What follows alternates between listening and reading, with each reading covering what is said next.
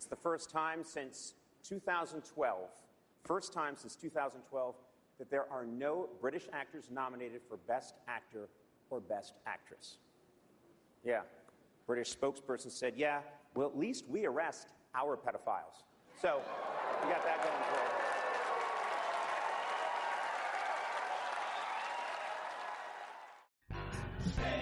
you. Yes, last night's Academy Awards hosted by the great Conan O'Brien. Amazing, as always. I'll have more clips from the Oscars coming up. Thank you very much for joining me. Hope you had a great weekend. It is Monday. It's the 16th of March, and I'm very much looking forward to seeing you at Podjam April 9th through 12th. Looks like we're going to have a very special guest joining us on the 10th. Wajahat Ali is set to join us, solidifying all the details, but it looks very good that he'll be there.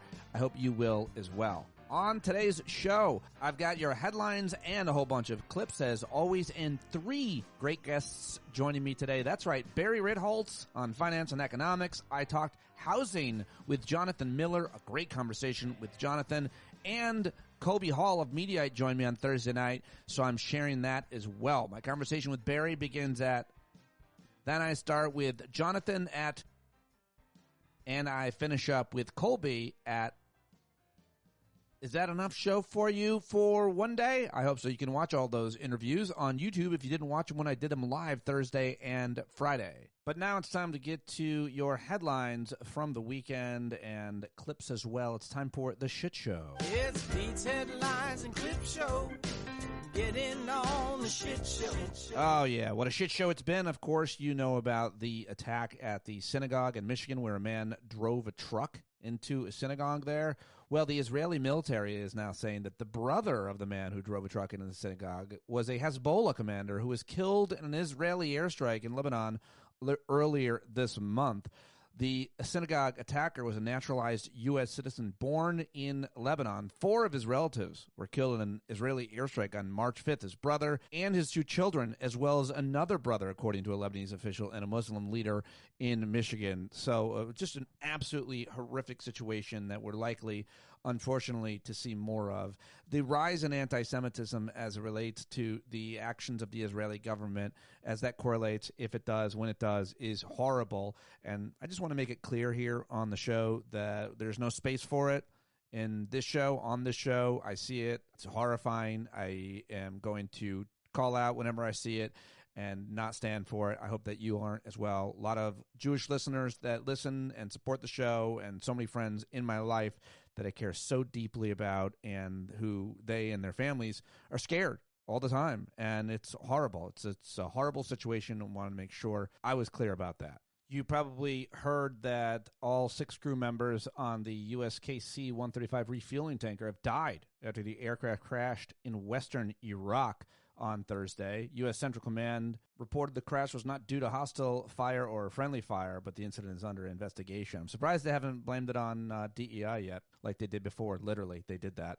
Also, the Pentagon is moving a Marine Expeditionary Unit and more warships to the Middle East as Iran steps up its attacks in the Strait of Hormuz. The Defense Secretary DUI hire and complete jackass Pete Hegseth has approved a request from CENTCOM for an element of an amphibious ready group and attached Marine Expeditionary Unit, typically consisting of several warships and about 5,000 Marines and sailors. So it looks like we're escalating the war, not de-escalating, not disengaging. It's getting worse, not better, but yet it's over, and we won. I don't know. What world is this?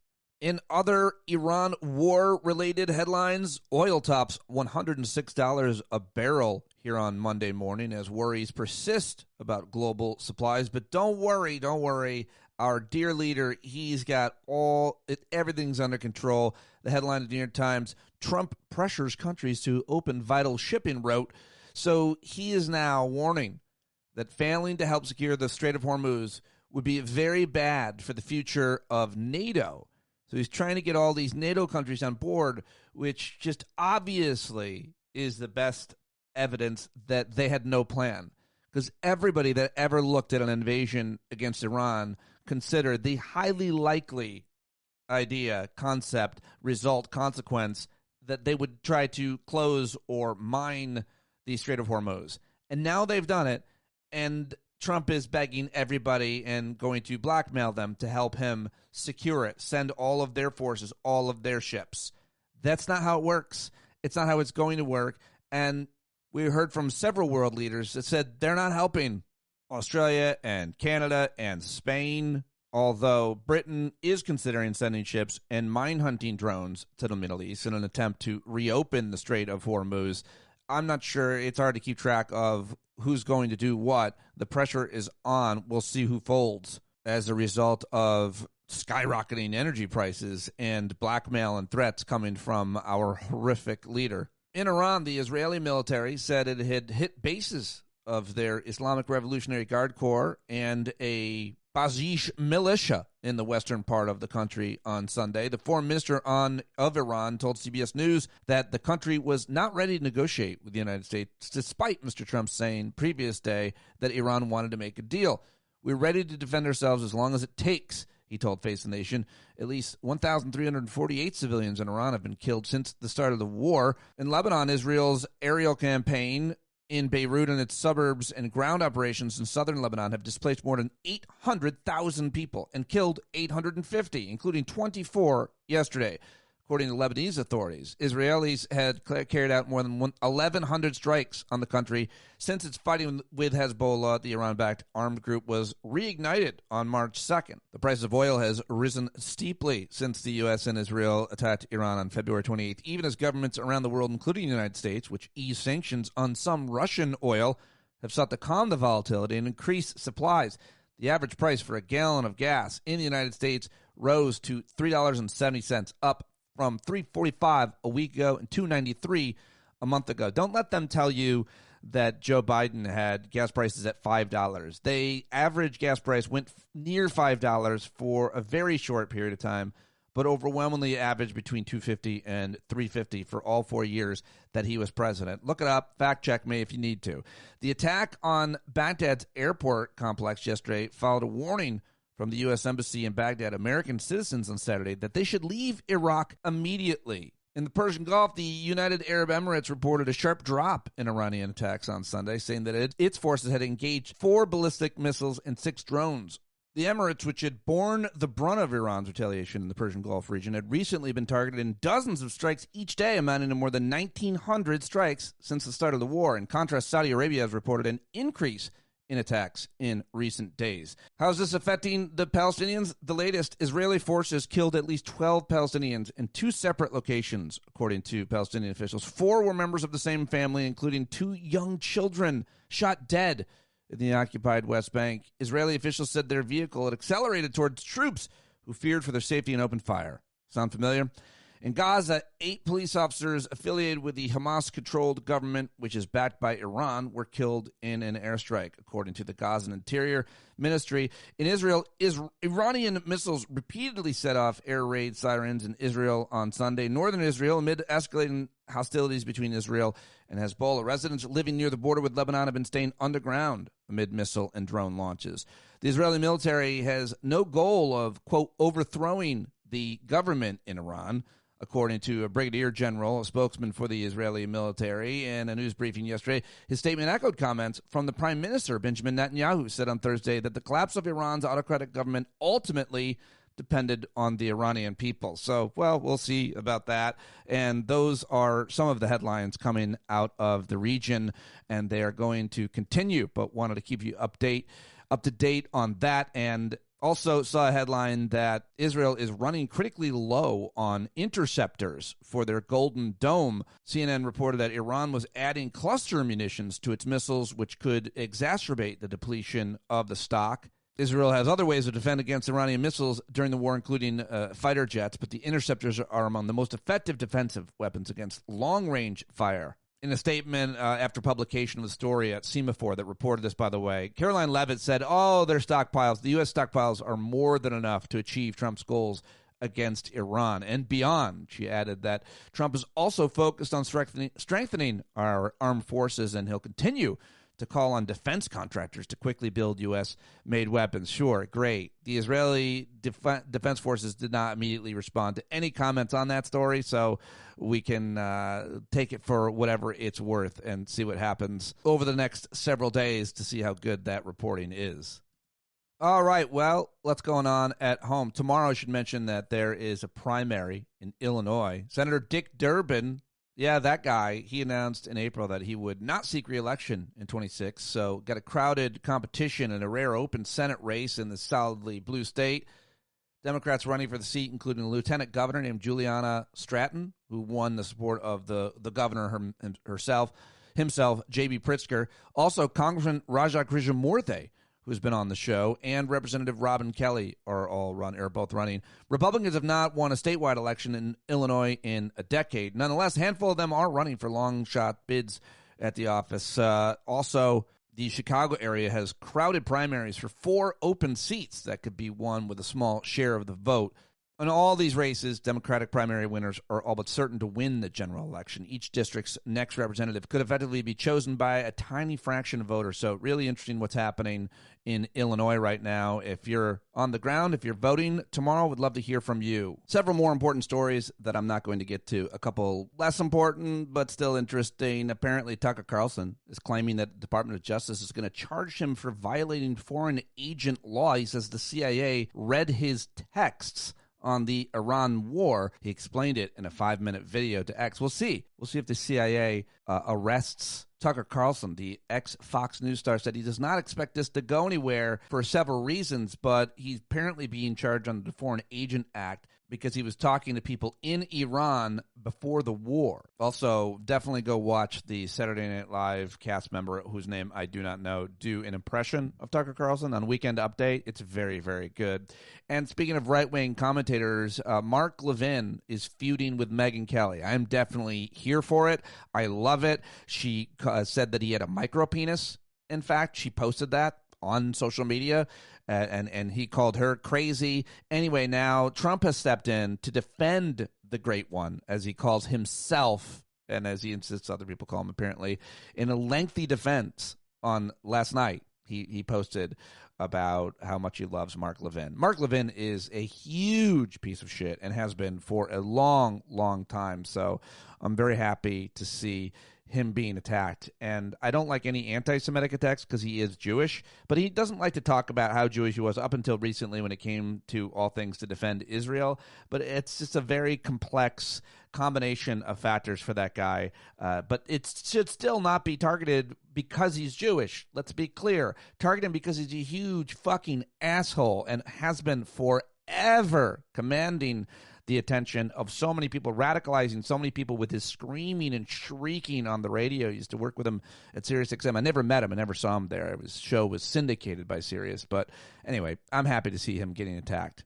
And finally, the highlights from the Oscars. 5 takeaways from an Oscars night that spread the love, according to NPR's Linda Holmes. As Sunday's Oscars ceremony approached, it seemed to be shaping up a showdown between vampires and revolutionaries, sinners and one battle after another.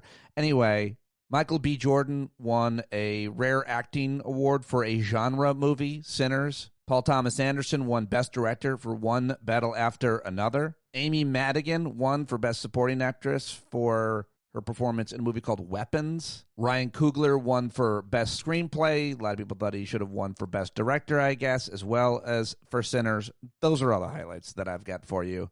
And now it's time to get to my clips that I've brought you. Time for the clip show. Sound bites from the weekend. I like to start and end on a laugh, so here's Jimmy Kimmel on Friday night. The DHS has been partially shut down for almost a month now, and this has been a real problem at the airport. Roughly 50,000 TSA employees are currently working without pay. More than 300 TSA agents have quit since the shutdown started, and the number of agents calling out sick have skyrocketed, which, of course, has resulted in massive delays. It often takes hours to get through airport security now. The staff shortages have gotten so bad. I don't know if you guys flew, but officers at some airports are being instructed to only do searches on travelers they find attractive, which is weird.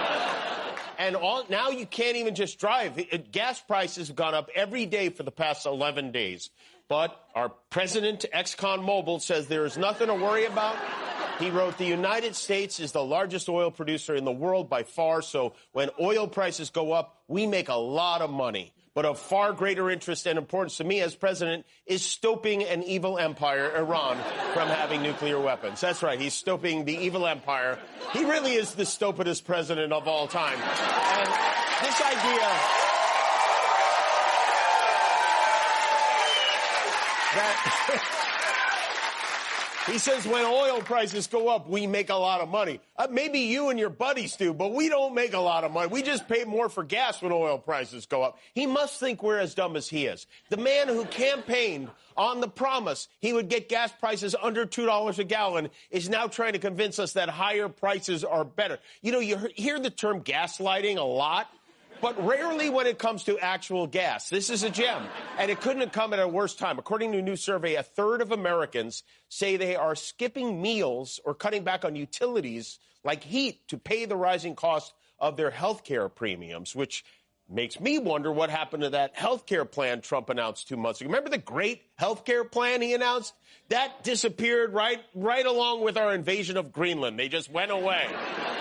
And all right, there you go. Kimmel on Friday night. Now let's listen to, this is the Prime Minister of Denmark. Her name is Mette Frederiksen, and she is there with other leaders from Nordic countries, including Canada's Prime Minister, Mark Carney, and she praises him to his face about his very important speech about a month ago. I really like this, if you can understand her accent.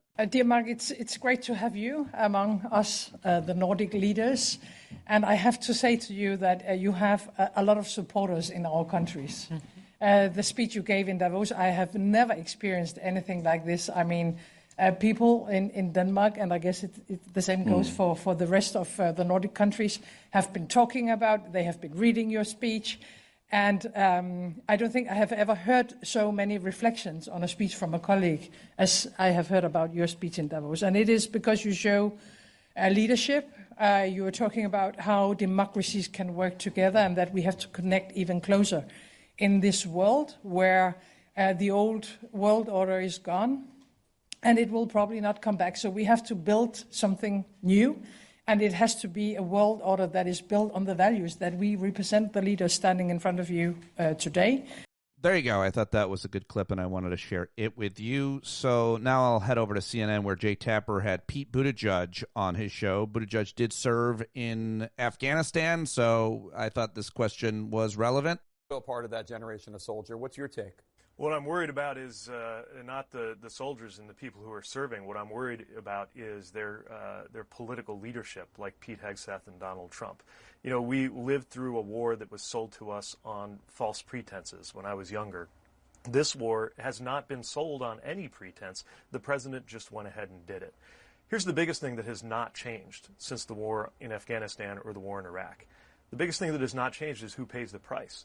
We have now seen 13 American service members killed. And when you prepare to go to war, the thing you think about, the thing you most dread, is your family being the ones to get that knock on the door. More than a dozen American families have now gotten that knock on the door, and the president has basically assured us that there will be more where that came from. And while they're paying the ultimate price, every American is paying some price. Right now, mortgage rates are up because of this war. Food is going to be more expensive because of this war. And, of course, the price of gas that we're paying at the pump is more expensive because of this war. Yes, indeed. There you go, Pete Buttigieg on CNN yesterday. Let's head over to NBC's Meet the Press, where Kirsten Welker had Senator Adam Schiff on. Or safer. Let me ask you about these Russian sanctions. You obviously supported Russian sanctions. The administration has scaled some back, arguing removing them on Russian oil exports will ultimately help lower prices for consumers. My question for you, Senator, with Americans feeling pain at the pump, as you know, is easing pressure on Russia, which is temporary, worth it? I think this is a terrible decision, but it is one of the things that comes about as a result of the unpredictability of war. We are now giving Russia essentially $140 million a day by releasing these Russia from these sanctions. $140 million a day when Iran is providing intelligence to better, when Russia is providing intelligence to Iran to better attack and kill American troops. And you're darn right when you ask the secretary about this. It is rewarding Russia, and it is punishing Ukraine. And for the president, when he's criticized about lifting the sanctions on Russia, to somehow turn around and blame Zelensky, blame Ukraine. No, Russia is the problem here, and we are enriching our adversary Russia at Ukraine's expense because the administration didn't properly foresee how much this war with Iran was going to raise oil prices and gas prices for Americans. So terrible and tragic decision, which only empowers Russia to make war more fully against Ukraine. All right, Adam Schiff, always good. Now let's go back to CNN and Jay Tapper, where he cornered the president's ambassador to the UN, who he demoted from his national security advisor. It's Mike Waltz being cornered about the Russians helping give targets to the Iranians. Sources tell CNN that Russia has been providing Iran with intelligence to help Iran better target U.S. service members. You said in an interview last week that President Trump will, quote, deal with it accordingly. Here's what President Trump had to say about this on Friday. You think Putin is helping him? I think he might be helping him a little bit, yeah, I guess. And he probably thinks we're helping Ukraine, right? China would say the same thing, you know. It's like, hey, they do it and we do it, in all fairness. They do it and we do it. Do you see an equivalence between the U.S. helping Ukraine defend itself and Russia helping Iran target U.S. service members?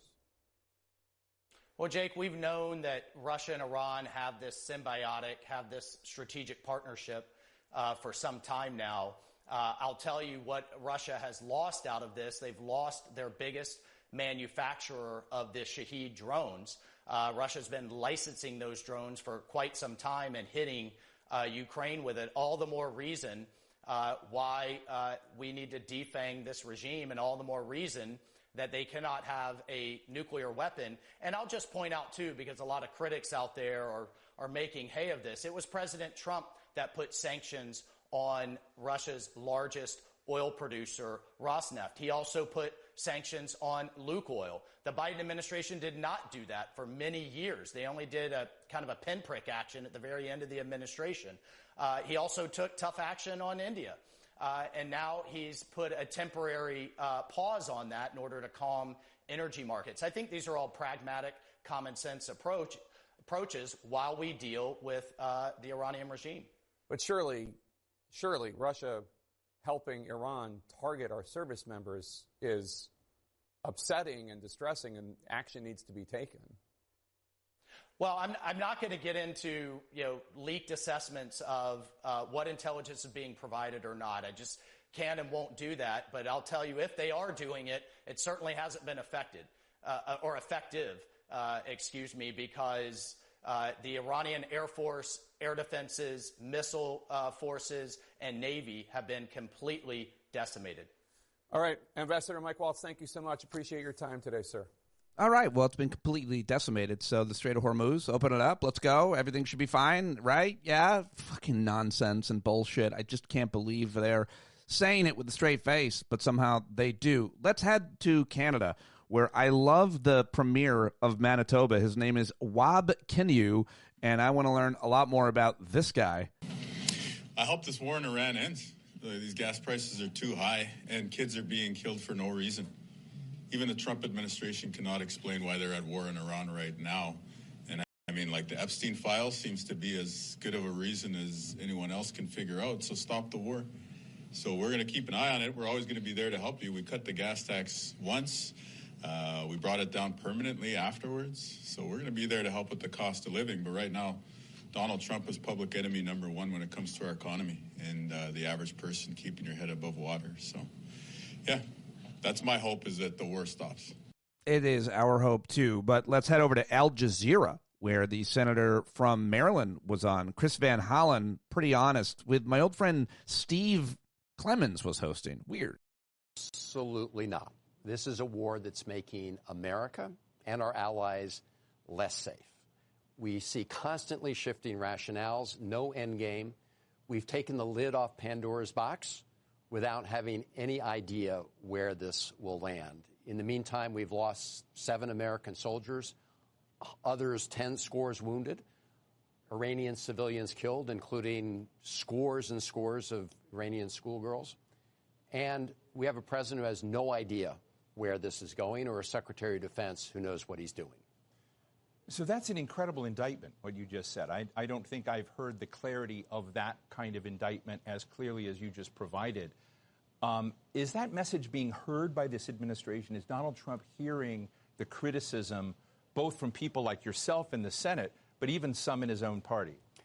I hope it's punching through to the president, because we all remember when Donald Trump pledged during the campaign to keep America out of foreign wars, especially more wars in the Middle East. And we all know what happened in Iraq. The United States got sucked in. We were there for a long time, and it did not, in my view, serve American interests.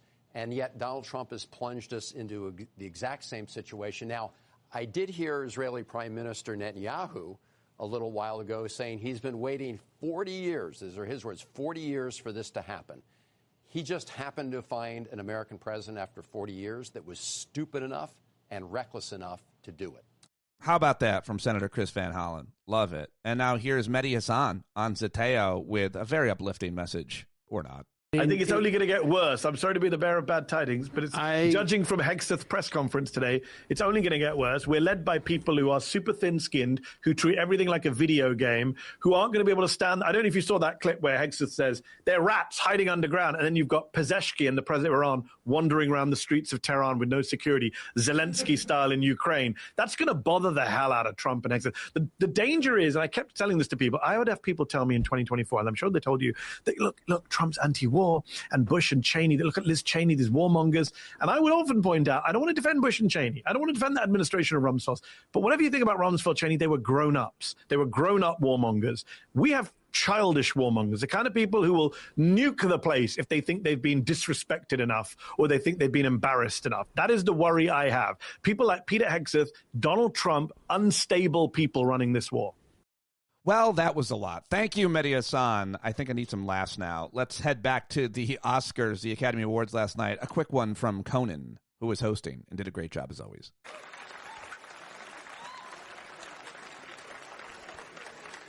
I'm vibing with Timothy right now. We're vibing, right? He doesn't think so. All right. Welcome back. We're coming to you live from the Has a Small Penis Theater. Let's see him put his name in front of that.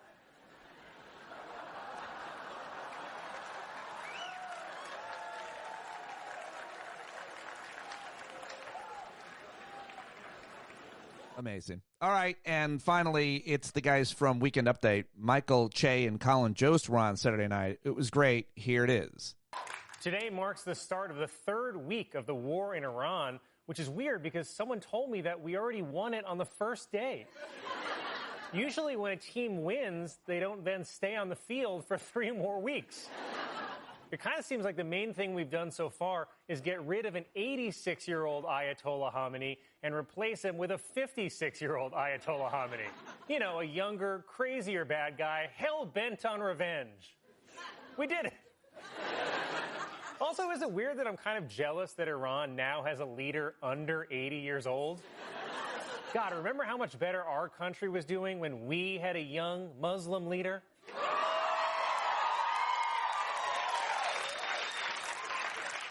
I don't know if you caught the Muslim part.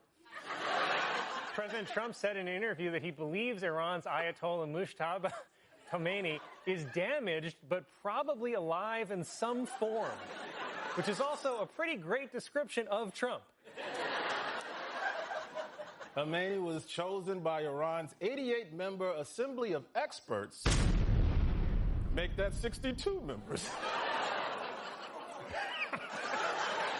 President Trump posted a message on Truth Social reading, "Iran will have a great future. Make Iran great again," or MIGA, as in, this nigga crazy.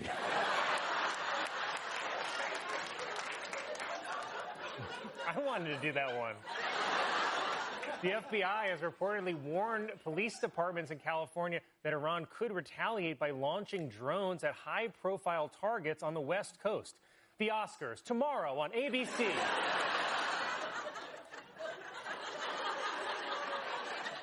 Health Health Secretary Robert F. Kennedy Jr., seen here back from his mission to the sun,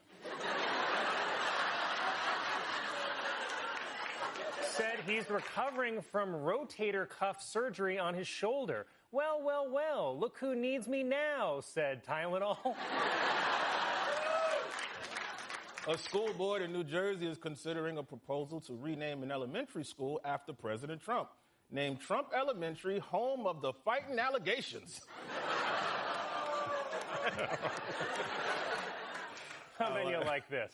A statue has appeared on the National Mall that depicts President Trump and Jeffrey Epstein in the famous pose from Titanic. Because as they said on the Titanic, women and children first.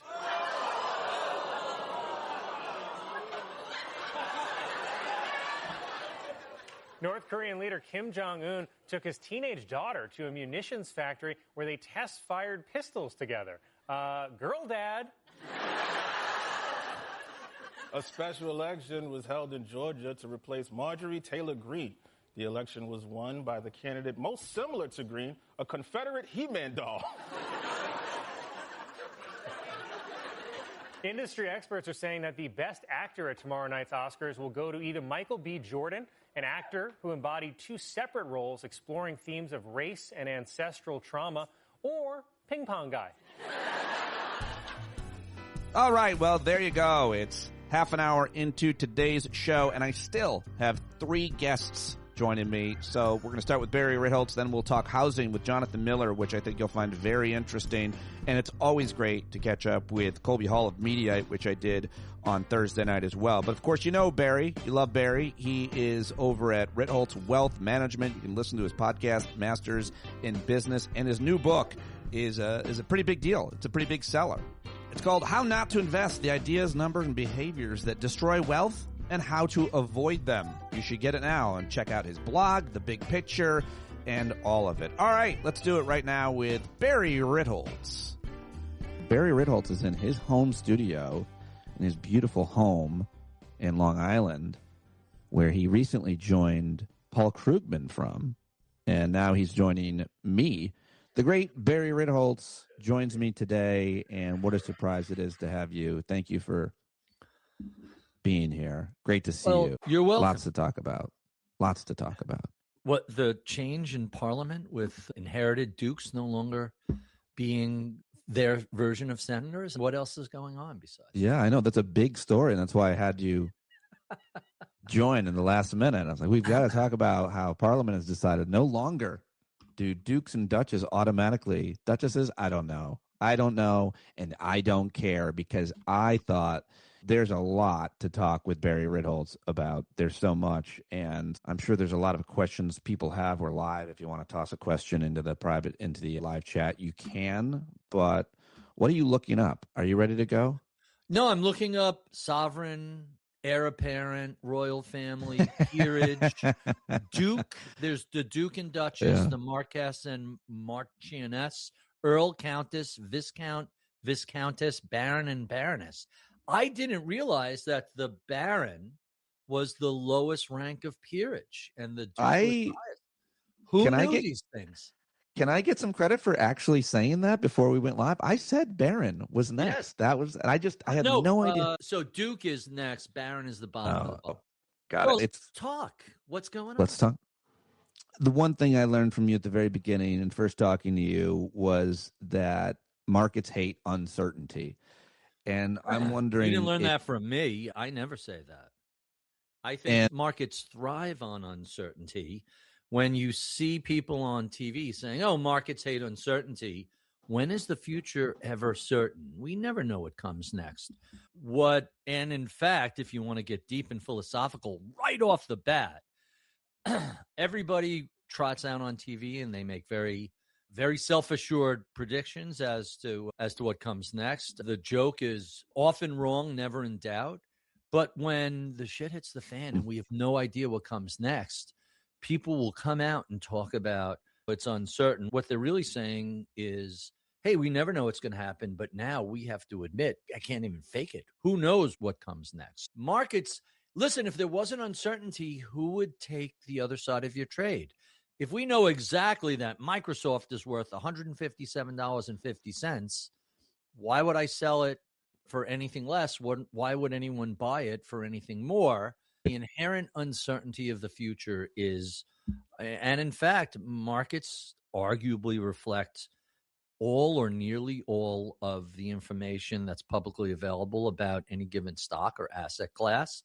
And sometimes people have different time horizon, blah, blah, blah. But anyway, when oil spikes to $114, when a few months ago it was $68, that's because, hey, we don't know what's going to happen with this war. Is the Strait of Hormuz going to be blocked? That's 20% of the oil that's shipped in the world.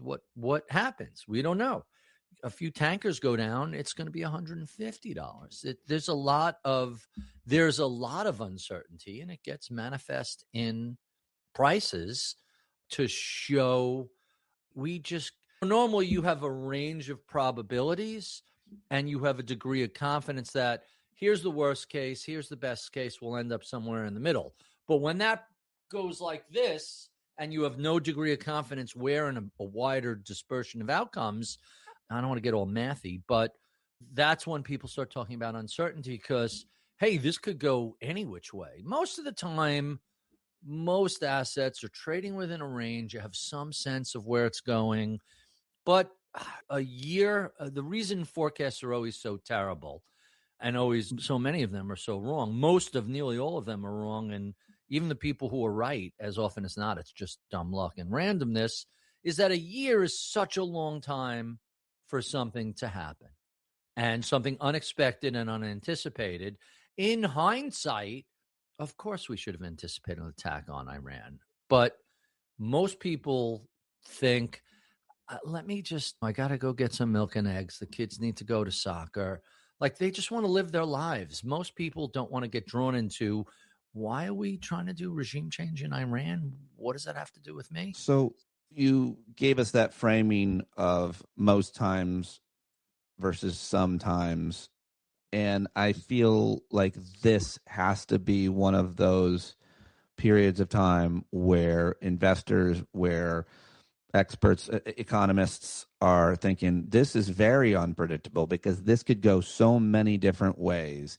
And I'm not sure when the last time there was like this, but I do feel like I'm feeling very pandemic-y in terms of the range of ways this could potentially go. And it seems almost inevitable from everything that I've read and who I've talked to that this is going to go, this is the real thing, that Iran is going to really punish the world and that China and Russia are with Iran.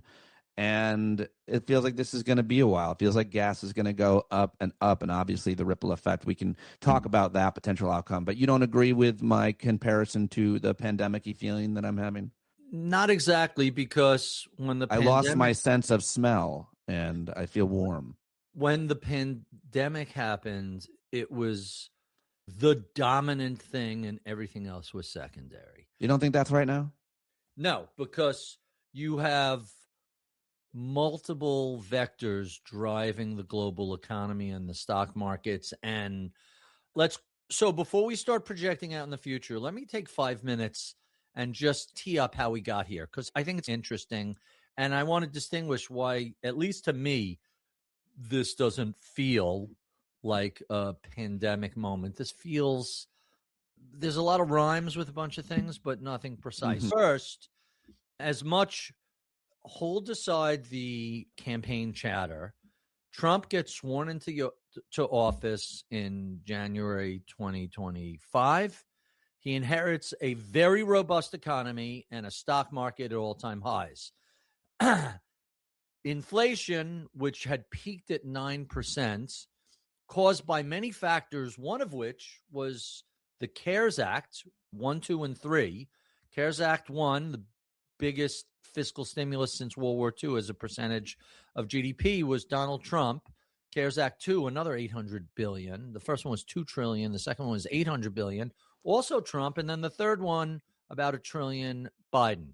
When the first CARES Act passed, Jeremy Siegel of Wharton School, author of Stocks for the Long Run, highly regarded professor, immediately came out and said, this is so inflationary, we should expect 8, 10, 12% inflation over the next 2 years. And everybody kind of poo-pooed him. That basically, Siegel was saying Trump just gave you inflation. And by the way, I think that was the right choice. If your choice is, hey, maybe we'll see inflation 8 to 12%, or we see unemployment, I don't know, 10, 15, 20%, I choose inflation. And everybody hates it, but 20% unemployment. The alternative is worse. It's replacing one guy with a worse guy, but go ahead. Yeah, so there we go. CARES 2 and 3, also inflationary, but it peaks at 9, and he comes in at 2 or 3. He comes in at 3 after the Fed did what? By the way, I think inflation, several analysts had pointed out, when you get a sudden inflation spike, it tends to be symmetrical. The run up, whatever the reason is, will abate, and the run down will be similar, and we more or less saw that. So that was the first factor that we're dealing in. See, he inherits a robust economy and markets at all-time high, and then proceeds to engage in a series of policy decisions. My opinion as to the validity or the intelligence of these decisions isn't relevant to our conversation. What were the results of that? So the tariffs were inflationary. They led to freezing all of corporate America. It affected their capital expenditure, meaning their investments. It affected their hiring plans. And here we are a year later, and a month after the Supreme Court said, no, of course, this is illegal. It's in the Constitution. It's Article 1, Section 3, the power. And we talked about this, the power to tax, levy, duties, whatever. It doesn't say tariffs, but same group of things is to Congress. Now, we can argue about why did they take so long to make an obvious decision, and they really allowed the economy to be disrupted to the point where after having a huge, wildly successful labor market, 5 of the past 9 months have seen negative job numbers. Arguably, all of 2025 saw 0 private sector growth. And in fact, it's a crazy headline that almost nobody knows about these revisions, and no one's certainly talking about last year's, what you're saying. Oh, people are talking about it. This is a very weird in situation. Your world. Yes, which is finance is not exactly a tiny sliver of No, I'm just saying, I'm thinking about the public perception in politics, how it plays out. But go ahead. Well, the headlines grab the attention, and the subsequent revisions people don't pay attention to. So you're absolutely right about that. But the other factor that's so fascinating is this is self-goal. This is an unforced error. There's no doubt about that. So you have that set up, and it's 5 of the past 9, and I want to say something like 7 of the past 11 or 12. I don't want to misquote that. But not only are we running negative numbers for jobs, it's very weird that you have stocks at an all-time high. Nobody is really getting hired, but nobody is getting laid off. And can you have a jobless boom in the economy? So that's factor number 1. Factor number 2 is, and this is a whole nother, my last conversation with Paul Krugman was on the rise of AI and the impact it's going to have. Right. And one group of doomsayers say it's a bubble and the market's going to crash. The other group of doomsayers say it's going to put 15, 20, 25% of white collar workers out of business, out of job, and they'll stop contributing to 401k, and eventually the market will crash. The Luddites and the Malthusians have been wrong for centuries. Right. If ever a technology stands to really be super disruptive and perhaps put some people out of work, it's this one. And yet, here is the parallel to the pandemic. During the pandemic, we saw a massive spike in new company formations. Typically, what that means is a couple of college kids with a laptop and Amazon Web Services set up a company. They're creating apps, they're creating websites, they're creating tools and selling it to the public. And then after the pandemic ended, that kind of drifted down. What we are seeing today is the biggest spike in new company formations. So on the one hand, the unemployment rate for, I want to say it's 16 to 25, is double the national average. College graduates are having a harder time finding jobs right out of school. And a lot of them are saying, I don't need corporate America. I'm going to do this myself. And I don't know, I use 6 different AI products to play with, but my favorite is Claude and Cowork. And I can imagine, and if you're a little bit tech savvy, you could use Claude Code. And what used to take a year of 5 to 10 engineers and software programmers to build out a new app, a new company, a new website, a new whatever, is a couple of kids who are doing this over the course of days, not a year, weeks, but really days. And so I think those quote new businesses are a couple guys using it's. Your point is that they're what? Not that. So that the threatened white collar Armageddon, I'm not so sure that's going to happen. Let me say it this way. I don't see evidence it's going to play out the way a lot of people think it is.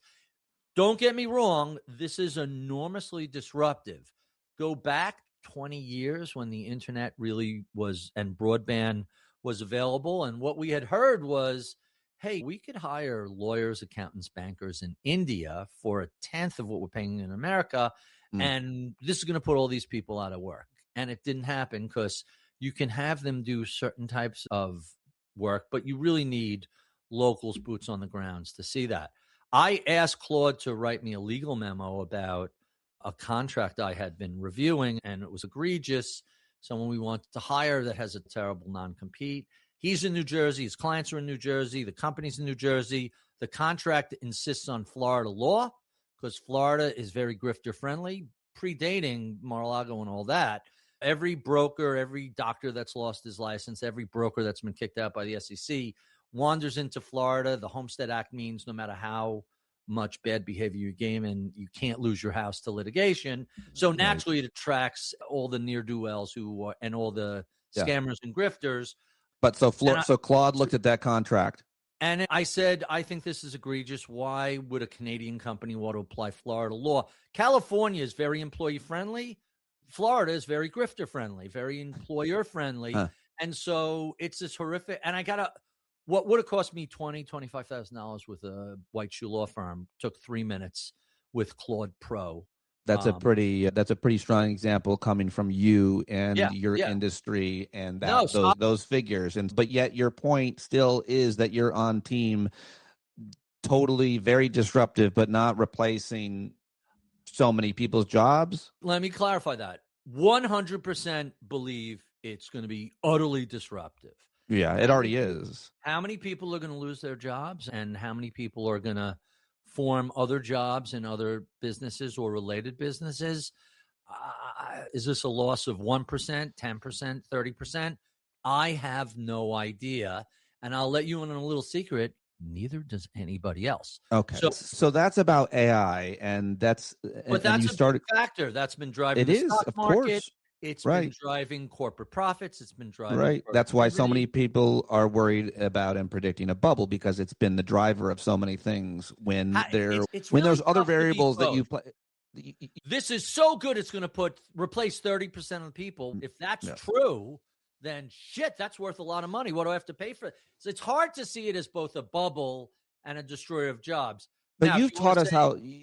I think that one of the reasons why people like listening to and reading you is you simplify a lot of things where a lot of other people try to make them more complex, potentially to make themselves sound smarter. But the point I heard you say, if I'm going to apply your rules and tell me if I'm missing something, is this is an unprecedented market to have it booming, yet there's no major job creation, although there's not major layoffs as well. And so then you said the variable that could be driving that aberration is AI. Is that what I'm hearing? These three variables? Let me annotate that slightly. So it is almost never one thing. Anytime you have these big things, like the financial crisis was caused by blank. Well, it was caused by a lot of things. Right. And the top 5 all had a major. So right now we're still dealing with the hangover effects of the great financial crisis because we spent 12 years underbuilding housing, single-family homes, right into the pandemic. And so we end up with a shortage of homes, which means home prices have gone up and gone up a lot. So that's number one. Number two, we're still dealing with the hangover of the pandemic. Rates went up after that spite of inflation, surge of inflation caused by, in large part, the fiscal stimulus. So we're still dealing with everything is a little more expensive, credit, mortgages, cars that have to be financed. So that's another factor. Factor three is the whole tariff nonsense and just freezing everybody in place. And all of this stuff is going on before we even get to the war. So there are 4, 5, 6 basic factors and another dozen secondary factors driving your very negative consumer sentiment, and yet they seem to continue to be spending. You have a lot of concerns about the market. The market keeps going up. You have a lot of concerns about the economy. In the beginning of 2025, I said, on the one hand, we have not the best and the brightest coming in to the White House. In fact, as we've seen, it's some of the worst and the dumbest. But he's inheriting a great economy. He's inheriting a really good stock market. I see the chance of a recession very low in the first half of the year and 15, 20, 25% in the second half of 2025, depending on what bad decision-making we see. Yeah. And so then we saw the tariffs, and I said, hey, you do the math. Imports are not that expensive. The bigger problem are not that big a part of the economy. So the tariffs, that's not where the rubber meets the road. Where the rubber meets the road is corporate America kind of freezing. Remember the phrase warehousing labor? Like during the pandemic, people couldn't find workers. So they hired and overhired, and we're down to 4% unemployment. It's really full employment. Now people are saying, I don't know what the president's going to do next, so I'm afraid to build a factory. I'm afraid to open a new office. I'm afraid to do all this because who knows what the policies and the taxes are going to be. And secondly, I can not hire some junior people and just get a few folks to work with Gemini or Perplexity or ChatGPT or Anthropic's Claude, and let's see what happens with that. And so you're not seeing people get hired because the confusion and the ability to replace them in part. It's not so much that you're firing people and replacing them with AI. It's that you're making each of your employees that much more productive and efficient.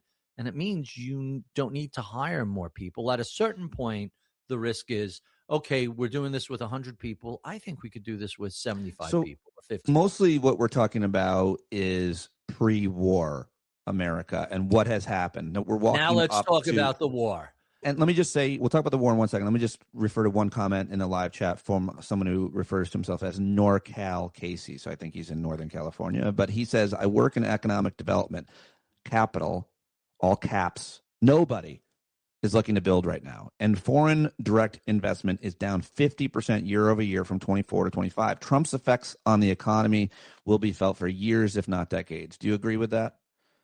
It's certainly a possibility. Look, I'll give you 2 examples. One, is nobody looking to build right now?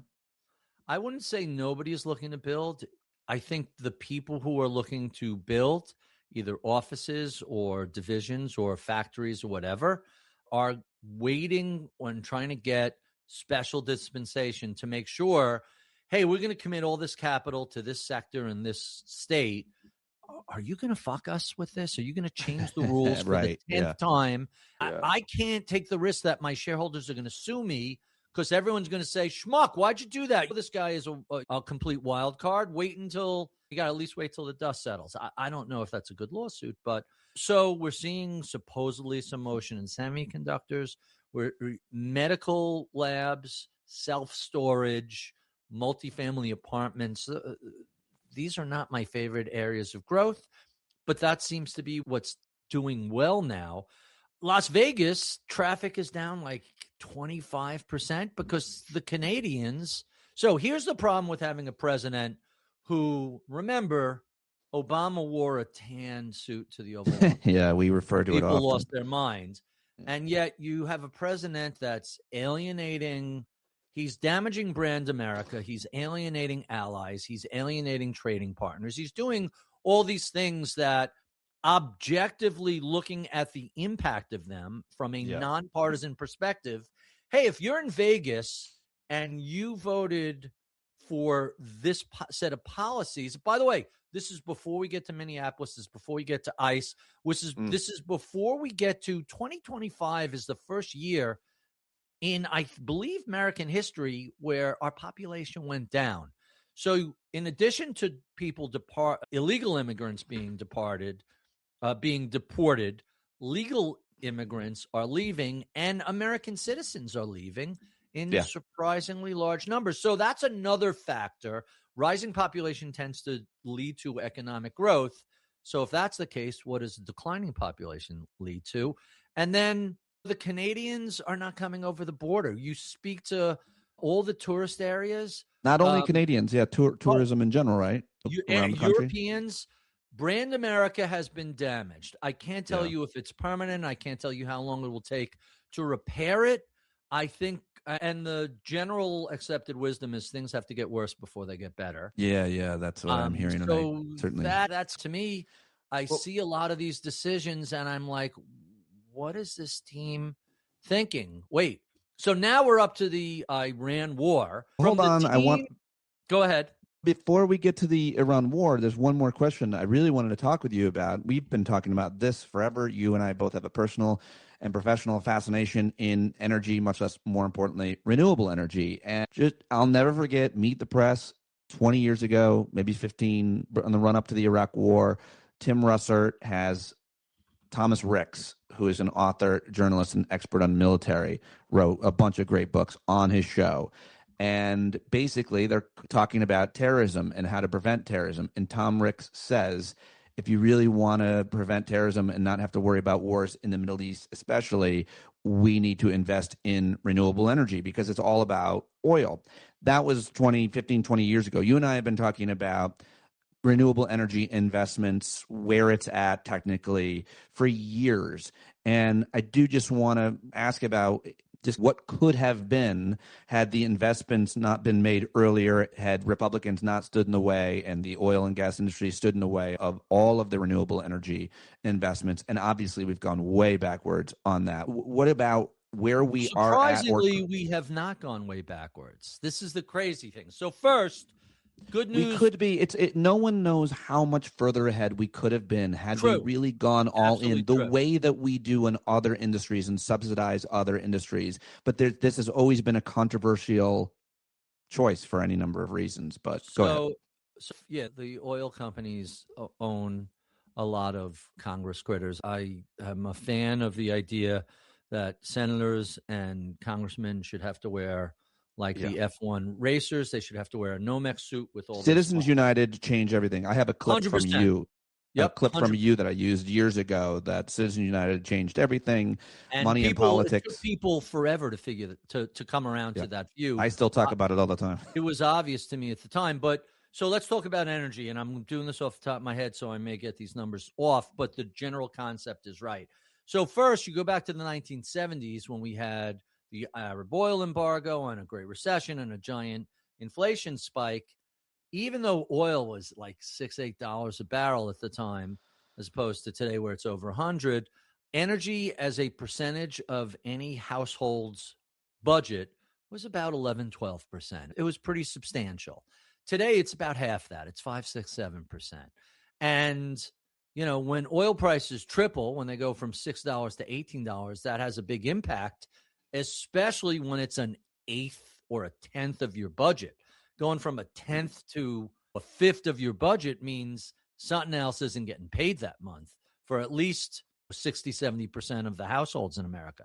Today, the increase is unpleasant, but it's not as devastating to the top 75%. If you're in the bottom quartile, this sucks and you're really feeling the sting and you don't know how you're going to pay your bills. You're comparing the energy crisis of the 70s to where we're at right now today. Is that right? So you're starting out with a smaller percentage of the household budget with going to energy. That means gasoline for cars, heating, air conditioning, etc. And then the other thing is, hey, we were $68, $75. We're $95, $100. So it's a 20-30% bop. Gasoline is probably up $1.50. That sucks. But it's not like gasoline going from 50 cents. I remember filling up my little red gas can to for my lawn mowing business when I was 14, 13, and it was 39 cents. And then when it went up to $1.09, I was like, oh my God, that's crazy. When you said that, I thought you meant now. I was like, don't you have a young boy who does that for you at this point? No, that's me doing it when I was a kid. So when the prices double and triple, it has a big impact. Sure. When it goes, when it's a smaller part of the family budget and it goes up 30, 40, 50%, it doesn't have the same impact.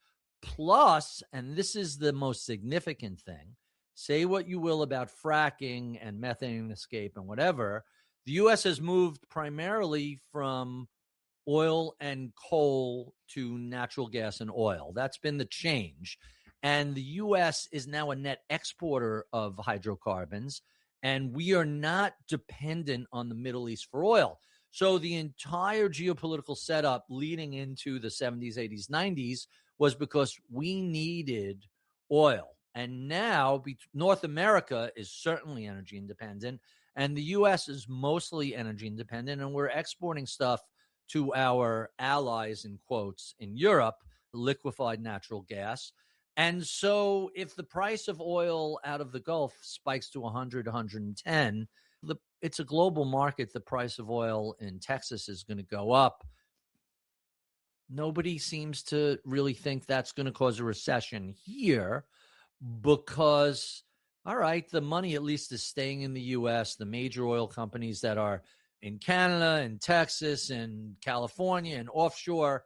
So when the money doesn't leave, it has a different impact than when, all right, we're all paying a little more, but it's going to American companies, and it's the velocity of money that will stay within the United States and circulate. We're moving money, we're moving pieces on the chessboard as opposed to sending those pieces overseas. So the impact is very different. Being energy independent means you're much less vulnerable. Like Japan is going to feel this because they import 100%. Are you saying, if what I'm hearing you saying is that we are energy independent, so this is going to, war is going to the impact, at least initially. I don't really understand how we're energy independent. I understood what you explained pretty well about how we're a net exporter, but and that's because of liquefied natural gas, but people don't put natural gas in their vehicles. Very few do. Some buses and other stuff does. Yeah, but I'm saying, like, we still are dependent on oil, and I don't think we produce enough oil through fracking. Yeah, but you don't. But all of the oil goes on the world market. So That's right. It's not like our oil goes directly to us, and you can't just switch that. Are we really bringing in oil from Saudi Arabia? No, it goes on the world market. And if that price goes up, our prices go up. But what I'm saying is it's much less impactful to a country who part of their economy is produced. The U.S. is the world's largest producer of natural gas and crude oil. So as the consumers feel the sting of prices going up, and yet at the same time, us as exporters, us as producers, our economy feels a positive effect of rising prices. Now, what somebody in the administration said was really wrong. Oh, rising oil prices are a net benefit to the U.S. economy. Trump said that. So that is inaccurate because it's a benefit to some sectors of the economy, namely the oil producers. It's a detriment to other sectors of the economy, namely consumers. And since there's a finite amount of money, every additional dollar you're spending on oil or gasoline, or for that matter, tariffs, is a dollar you can't spend at another retailer, is a dollar you can't spend elsewhere. So for consumers, it's a net negative. For oil producers and sellers, it's a net positive. What he really should have said, but lacks the economic sophistication to articulate, is that when you are energy independent, the impact of rising oil prices is somewhat muted, somewhat dampened, because instead of it just being a cost like it is to Japan, it is both a cost and a benefit to one sector. But I don't want to go too far in the weeds with that. All that means is that the energy sector sees a net gain and everybody else sees a net loss. The point there is obviously that it also I'm not going to make the political point yet. I want to stay with the economics of it all. But just going right now, what are investors, what are your clients most worried about? What are you watching? Is everybody just watching oil all day long? Are you watching the news and betting on what is going to happen? How freaked out are people right now in general as a result of both the trade war, the changes in the Supreme Court's decision, what that might mean, his new 15% tariff across the board, and this war, which creates way higher energy prices for the world, which is a ripple effect on the world economy? So last energy point before we get to the war. Okay. Renewable power generation surged in the U.S. last year in 2025.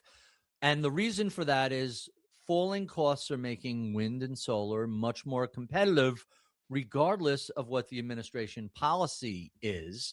U.S. renewable power use every year trends higher. It's going to beat overall power use, and from everything from AI to whatever, as well as renewables, continue to hit a new high.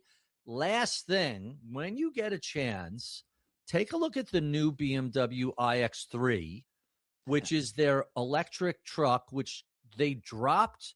This is a brand new truck. They dropped the price of it from the outgoing model by $7,000. It's a 500-mile range, and it's 400 and something horsepower. So as much as the rest of the world has embraced electric, U.S. has embraced hybrids and faltered a little bit, in part due to the loss of the tax deduction. But all these companies have dropped tens of billions of dollars. They know the future. They're moving in that direction. And as long as solar and wind just keeps getting cheaper, it long ago passed coal. It's approaching nat gas, or maybe it's approaching oil, and it hasn't quite gotten to nat gas. Strictly forget sustainability, forget climate change, forget anything. Economics, capitalism, market. It's if you're running a big power plant and solar is cheaper than coal, cheaper than oil, and soon to be matching nat gas, why the hell wouldn't you do it? Especially if you get to depreciate that. There's all sorts of tax benefits, even if the administration keeps killing it. By the way, the biggest state for solar is Texas, a deep red state, which is it really the biggest state? What do you mean by measure? The amount of energy produced, the amount of installations, solar, wind. Texas is giant. You don't realize how big. Solar and wind they've had wind for 20 years, turbines, and but combined. So I have a friend who runs a farm funds, and they're mostly in the Midwest, but they're in California, they're in Texas. And one of the things that farmers have been doing is taking their least productive land and putting up wind and solar, because it doesn't depend on the rain, the weather, this. You know how many days a year you're going to get solar. You know what the wind is going to look like. The problem isn't the rain. It's when the rain comes. Does it come too late? Does it come too early? You need rain the right time and not too much of it for crops. But for wind and solar, we just need the sun to come out X number of hours, X number. So anyway, that's the backdrop. The sustainables continue to do well, and major companies like BMW continue to devote resources to electric cars. We're the anomaly in the world. The rest of the world, China is just absolutely wind, solar, electric cars. They're the world leader. I hate to say this, after the 20th century was the U.S. century, a series of incredibly bad decisions have essentially, and not just this term of Trump or the previous term, collectively over 30 years, have teed up the 21st century as the China century. I think now the question is, do we maintain some degree of global superpower, or do we become Great Britain? That's the question. It's not, will this be the Chinese century? It's, are we going to fade completely, or will we still, technologically, we're still very innovative, a big producer. That's our edge. But I feel like we're pretty, not knowing a lot, I feel like just based on what things I've read and heard, that we're pretty far behind. And when they're a command economy, Yep. Command economy with central decision making. They can decide, snap the fingers, tomorrow we're building this. We're going all in. Meanwhile, America is in the past arguing about it because we have a democracy. And then it got worse because of campaign finance. And then it got worse because now we have an authoritarian leader who would, if he was a smart businessman and cared about people and was a good authoritarian, we might be doing a little bit better, but we don't want that. We don't want to be China, but we're not going to be as nimble as China is when it comes to making stuff and investing in what seems to be the future, in this case, of energy. There's a great book I really always recommend, Americana, 400 Years of American Capitalism. And what this author's thesis, which I completely agree with, is just about every major technology over the past 400 years has begun as a public-private partnership. Go down the list. Telegrams, railroads, telephones, radio, TV, microwave, semiconductors. Listen, the vaccine, mRNA, for COVID started 15 years ago, and it was funded. The internet was funded by DARPA. AI has, and a number of other things, was an outgrowth of the NSA or the CIA, I forget which. Even prediction markets post 9/11 was a CIA white paper that said, hey, if we have people betting on these events, it'll be a source of intel for us. Because as we saw in the Iraq war, someone making a bet right before the attack, with real money on the line, people who know will go out of their way and place money to the point where it's an issue for the military. You're not allowed to do this because you're giving away our tax. Well, now there are those platforms, Kalshi exactly. and Polymarket. Yep. So now we're up to the war. So a series of unfortunate events, a series of just shooting one month you shoot yourself in the dick, the next month you step on a rake, and the next month you run your face into the wall. It's just over and over, just self-inflicted stupidity. And sometimes the manifestation of these errors fall on third parties. Like war planners shouldn't be using AI unchecked and relying on 15-year-old intel that school. Right. Sure. This is just seriously what you've described with shooting yourself in the foot and the stepping on the rake. This is the Three Stooges. And again, not the best and the brightest, not the A-team. And here's where people confuse this. On the one hand, and now we're up to the war, the execution of the plans by the military was fantastic because we have a very disciplined, very well-trained military that knows what to do when given their orders. The problem is higher up. The problem is the planning, the strategy, a lot of the tactical stuff that's done on the civilian side from the from the team that brought you the world's worst COVID response brings you the Iran war. At least, as much as I didn't care for George W. Bush, at least he had the courtesy of spending a year lying to us why we were going into Iraq. He had to get public opinion on side, but maybe it turns out that you don't. When you're an autocrat, you can just start bombing. And having a complacent Congress that refuses.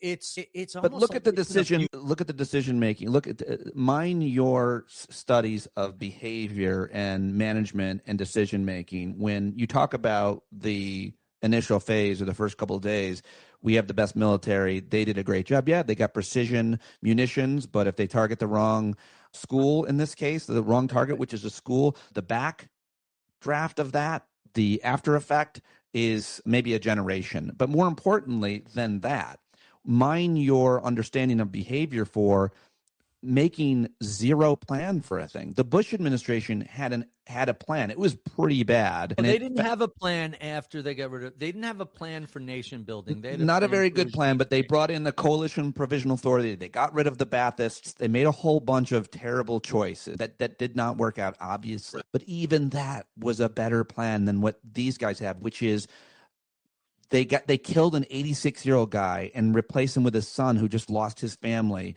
as well in that same attack.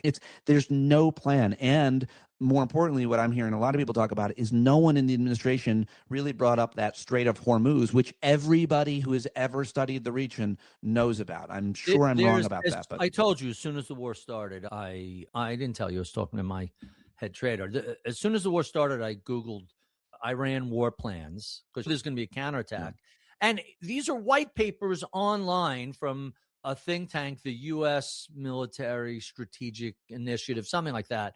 And literally what they're doing in Iran, it has been a white paper for 15 years online. Anyone could Google it. They'll mine the Strait of Hormuz. And by the way, the mines today are much better than they were last time. Oh, great. They're harder to dismantle. They have proximity fuses. It used to be you needed to be a 100-ton ship to set them off. A diver swimming up to them to dismantle them will set the mine off. And it's like that sort of crazy stuff. And lashing out at any ally in the region, just basically saying, mess with us and we're going to cause a global recession. And that is the bigger risk economically here. But look, during his first term, people called the president the Dunning-Kruger administration, meaning they didn't know what they didn't know. They were wholly unaware of their own skill set. I really think that the October surprise only works in October. If you, it's right there in the name. If you're going to start a military action, this shooting guns, planes, bombs thingy, it's not a war. Although this administration loves to create their own definitions of words. Part of the argument about tariffs are this was an emergency. Here's the definition of emergency in the legislation. No, the president says fentanyl is an emergency. It's no, there's a definition the legislation uses. Words have meaning. And so guns, bombs, planes, ships, killing, exploding, invading thingy, the rest of us call it a war. And the Constitution says the power to declare war lies with the Congress. Now, when the House Majority Leader is a lapdog and when the president's party is terrified of standing up to him because they're going to get primaried, the separation of powers only works. The Constitution only works if people actually insist on following it. And so when one branch of government has rolled over so their belly can be scratched by the president, we have a Constitution. We just can't be bothered. So take off your con law hat and put on your financial investor hat. Okay. And tell me how worried you and investors are about where this goes over the next. The gas prices, energy prices were always going to go up anyway because we're going into summer and everybody, that's always the case, right? It takes up a few cents. It doesn't go up a buck or two. All right. So we'll put on your hat and tell me what you're thinking and how you're calming people. You don't seem too concerned. I'm shocked. No, so there's a range of possibilities. I'll give you the best case scenario, the worst case scenario, and then we move on. And by the way, what complicates this analysis is Iran is a really bad country filled with really bad leadership. They just killed, depending on who you believe, 10, 20, 30,000 of their own we lost our mind over ICE killing, what are we up to, 7 ICE deaths now? They killed tens of thousands of their own protesters. This is a terrible regime led by evil people. So complicating it is, but do we want to be the ones to spend blood and treasure causing regime change and everything else? So best case scenario is we kill a few more leaders, which is very hard to do by air, but apparently they got his family. There's a revolut. We take out all of their air defenses, so they're completely vulnerable. We take out the Revolutionary Guard. There's an uproar, and the cops, because that we can't take out the Revolutionary Guard. We can't do it. So I'm giving you the best Robert Pape of University of Chicago has this paper. He studied every single air war ever, and it never results in regime change ever. If you don't put boots on the ground, if you don't have a plan. I'm setting my best case scenario. I know. I'll give you the worst case scenario. Your best case scenario already fell apart. You stink. Best case scenario is the protesters take to the street. There's a democratic Not gonna revolution, happen. And there's solid regime change. What are the odds of that? Less than 5%. That's where I am. Yeah, okay. Now let's go the other. And by the way, price of oil drops down to $75. The economy avoids a recession, and we begin to re-accelerate over the next couple of months. So that's my best case scenario. My worst case scenario is this war goes on for months and months, that there is no I'm trying to make sure this stops, that there is no pause in fighting anytime soon, that we're going to end up with a global recession eventually leading to a U.S. recession. Oil, worst case scenario, goes to $200, $250 a barrel. Gas is $10 a gallon. Like, you can release as much strategic reserve as you want. You can waive. Can't really affect it. I saw some Congress. What an asshole. We should waive the 18 cents a gallon tax, federal tax, which hasn't gone up since 1991 and pays for highway maintenance. Just go away, you moron. It's just because that's not going to make a difference to anybody's bottom line when they fill up their car. If gas goes up $7, who gives a shit about 19 cents?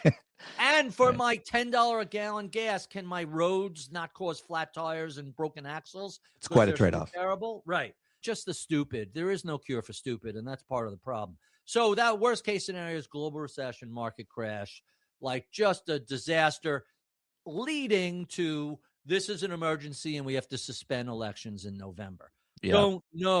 I don't know.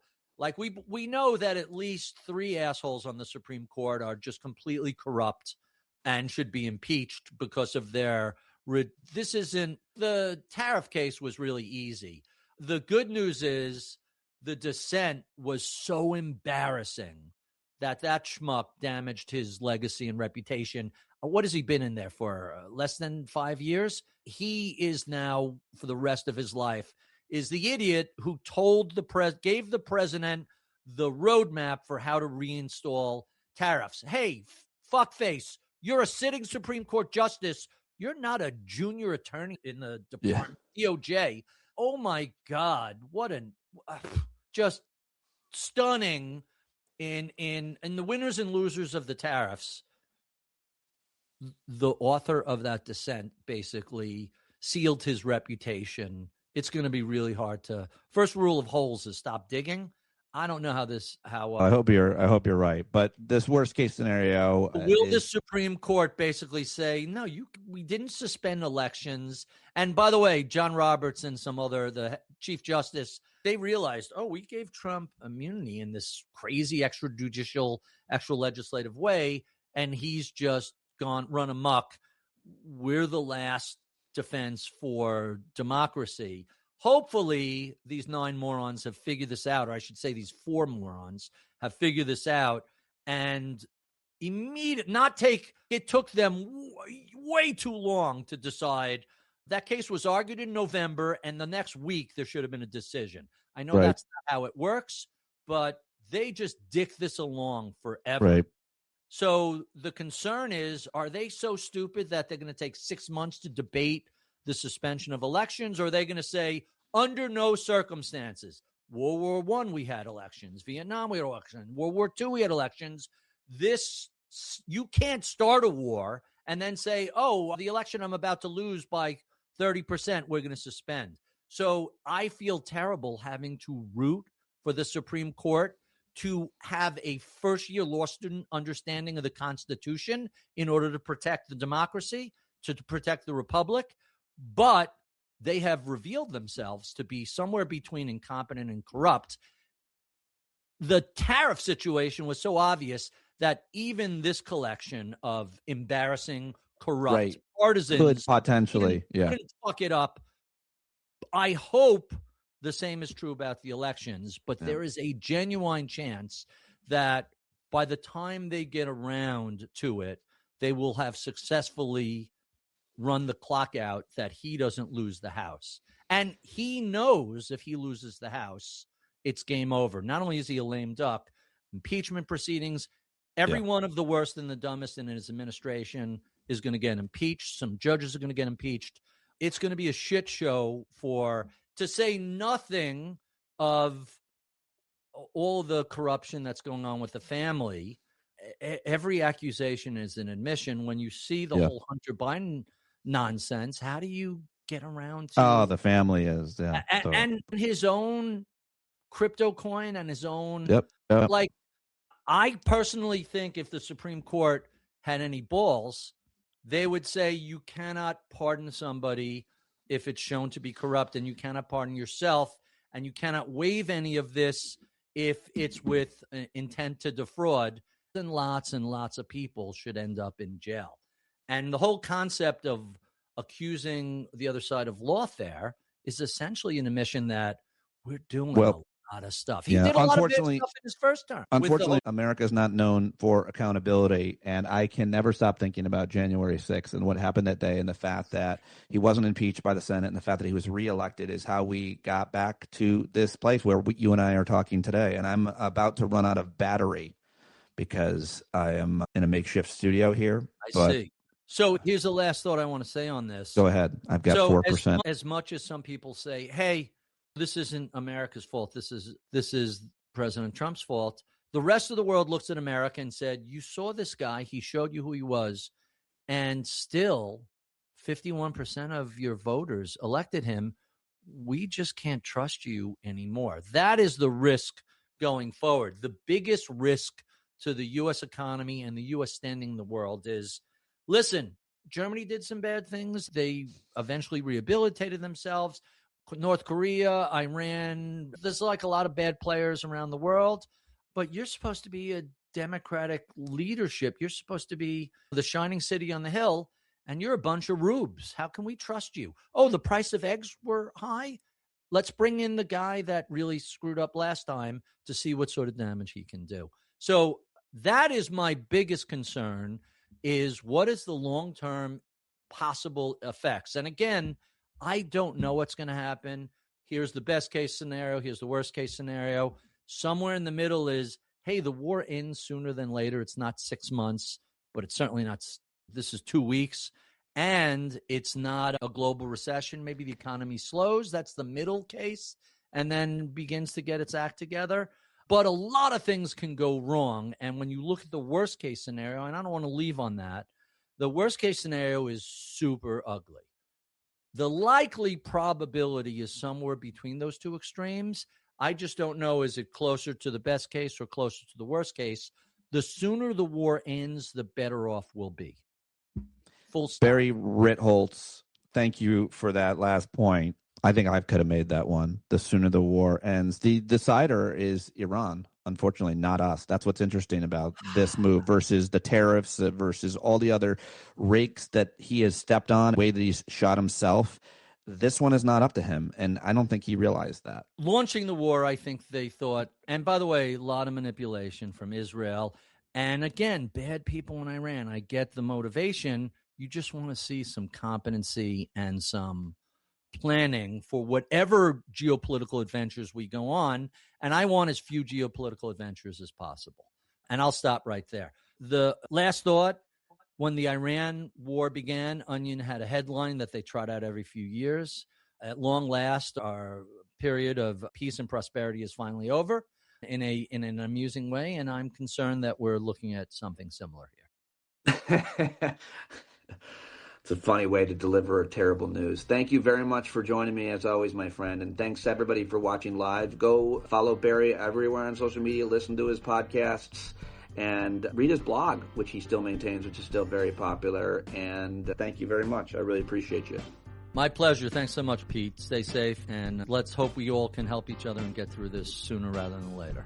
All right. There you go. Barry Ritholtz. I hope you liked it. Check him out. Masters of Business. Go get the book. And now it's time to get to my next guest, who Barry introduced me to. I wanted to talk about the housing market. And now increasingly, after preparing and talking to Jonathan Miller, I feel like I want to talk to him more regularly because he's got such really very interesting insights in housing, which matter a lot, whether or not you're in the market. This is obviously an issue, an industry, a sector of the economy that you care a lot about. Nobody's better than Jonathan Miller when talking about it. I can tell you that. At least that's my opinion. You should check his Substack out. It's called Housing Notes by Jonathan Miller. He's got over 10,000 subscribers, I think 11,000 subscribers. It's a narrative of the housing economy focusing on what's most important, relevant, and ridiculous. He's the director of markets for Street Matrix, which is a real-time home price index series. Very, very interesting app. He's also the president and CEO of Miller Samuel, a real estate appraisal and consulting firm he co-founded in 1986. He authored a series of market reports for 32 years for Douglas Elliman Real Estate, considered a report of record, and man, so much more. He's a professor, he's co-authored papers, he's a speaker, and happily married with 4 grown sons, which we talk a little bit about in terms of how he helped them save money to buy their first house. Great conversation with Jonathan Miller. I really enjoyed it. I hope that you do as well. And it has been way too long since we talked. Yeah. We should be talking regularly. Not only are you a super smart, really great communicator, but you're just a really nice guy, a good guy who has a certain sense of moral clarity that I really appreciate. I'm so glad to have you back. Thanks for joining me, Jonathan. Great to see you. Thanks so much, Pete. I appreciate it. I love, in the past, we've had some great conversations. You always push me to talk more openly than I do, and I always appreciate that. I'm going to try to do that today, but I don't think you'll have any problem with it because there's a lot to talk about, and you're doing a lot of really exciting things. First of all, let's talk about what kind of an expert you are. You have been working in housing and real estate for most of your career. You've had great success at every end of it. And you also are really good at explaining it to people. So not only do you understand the business, but you've also become a communicator. But what job have you not done in real estate? What hat have you not worn? You've done appraising and sales and you name it. I was a real estate agent for 6 months about 35 years ago, so I guess that counts. But I've run a real estate valuation appraisal company in New York City Metro for 40 years, and I've authored market studies for a large real estate brokerage firm for 32 years, which is 48% of my life. And I've been involved in various startups regarding the housing market. And I just love the sort of the asset class and trying to explain what it means and how it works. Speaking of various startups, maybe a good time just to bring up this new startup, Street Matrix, which you are part of, which is really fascinating. Tell us what this is. What we've done is built a housing index that actually works. I've been involved in other housing indexes, and the most famous one is called the Case-Shiller Index. A Nobel laureate helped build it 20, 30 years ago, and people rely on it, or I think they rely on it, and it'd be like this, Pete, and maybe this applies to you. When you got up this morning, did you look at the average temperature of 6 months ago to decide what you wore today? Maybe with you, that's probably not a good question, but it's like wildly behind the market. And we've built something that's not. And right now we're in California and Nevada with a total of 10 states opening up by the end of the year. So we hope to be national in the near future. And I think we're going to turn things on its ear. Hyper-local housing insights built for finance, real estate, and insurance professionals. So if people don't know what a housing market index is, they've accessed it, they're familiar with it, they just might not know it. What is it? Essentially, what we're doing is we're trying to tell you, how the market may have changed in your subset. It's not, hey, your city did X, when we know that there's all kinds of tranches, layers. The 2-bedroom market doesn't perform the same as the 4-bedroom market. And so we take a typical city and divide it into 300 to 400 sort of subsets and track them individually. And it works. When we back test, it really works. Unlike some other, when you lump a city into one big ball, it doesn't really relate to individual property. I also feel like that's what makes it hard to talk about as an industry on a national show or any news show, because when you're talking about housing, it matters regionally, it matters based on what index you're talking about or what socioeconomic group you're talking about, and also just condos and co-ops and rentals obviously matter as well to a lot of people, much less urban versus rural. And so talking about it is always a struggle for me. So I want to, that's why I have you here, because there's so many really important questions that need to be asked about today's housing market, today's real estate market. And I think people should be really interested whether or not they're buying or selling their home for lots and lots of reasons. And you cover all of this also at your Substack, where you have 11,000 followers, Jonathan. It's very impressive following at your... No, it's fun. It's really fun. And I try to publish about 3 times a week and then have sort of summary recaps at the end of every week. And I get a lot of feedback from individuals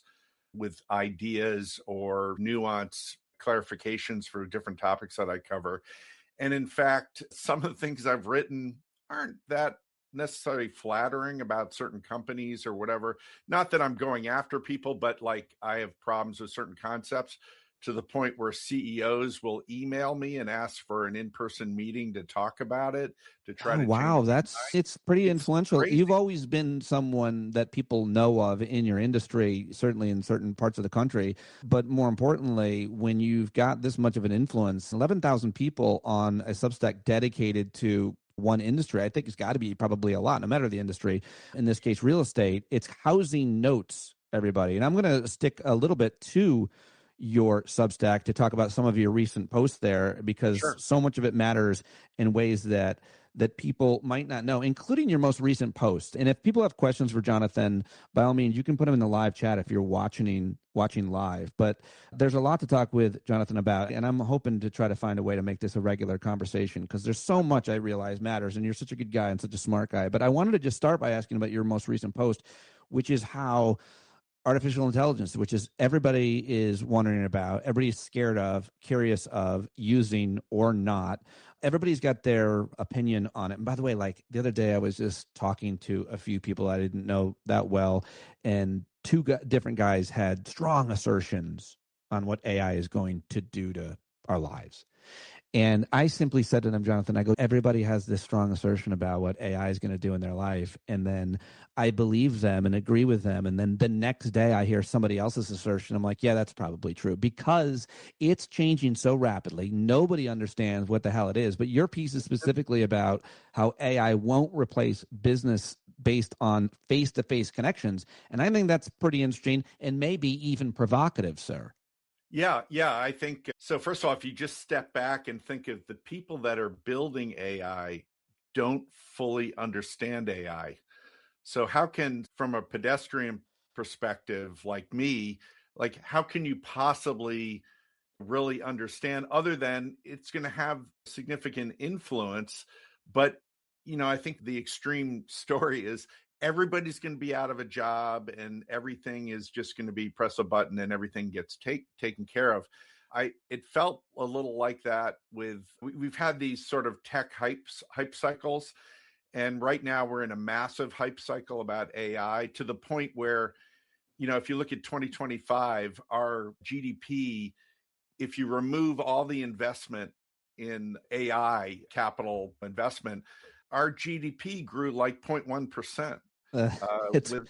And so there's this massive investment going on.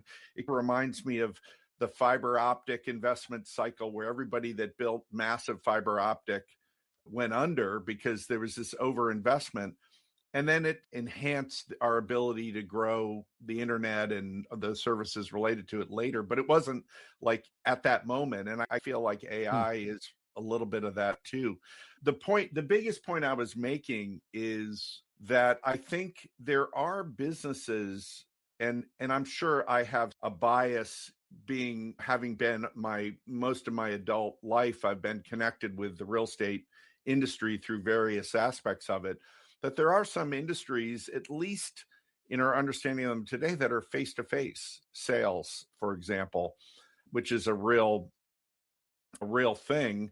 And after every housing boom, where like real estate agents are just order takers, right? Because the demand is there. And so someone figures out a better mousetrap, how to make it automatic, like the Carvana of car salesmen, right? And then what always happens is after the cycle dies, all of a sudden commissions go up and full service brokerage becomes in vogue again.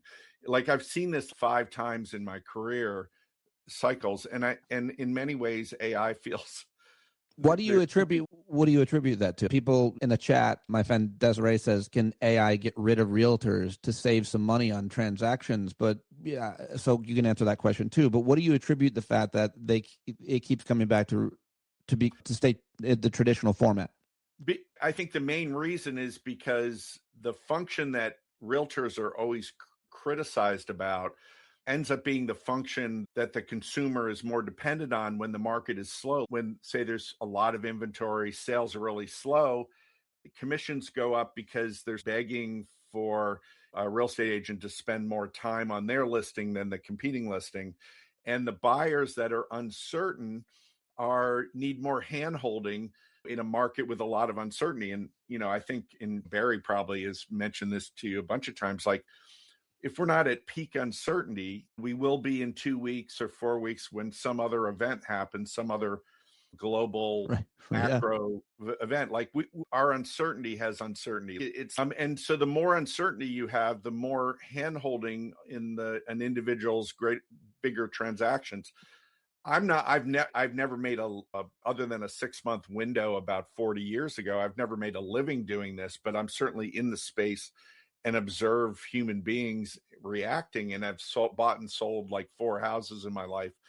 And it is this psychological sort of process or dependency that is not easily automated away. Maybe it will be beyond our lifetimes, but I think it's a sort of a default misunderstanding about the industry. And I'm sure what you're saying applies to a lot of other industries that also are traditionally face-to-face, including, I just thought of automobile sales, but you mentioned Carvana, though.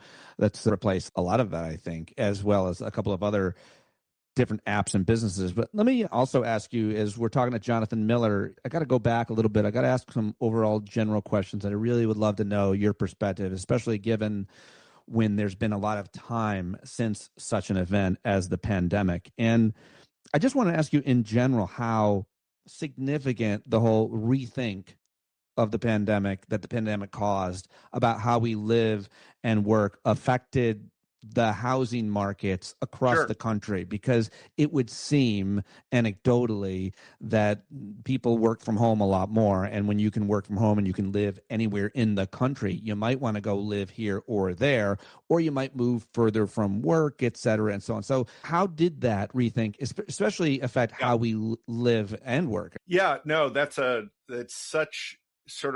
precursor now to every housing market conversation is the relationship between work and home.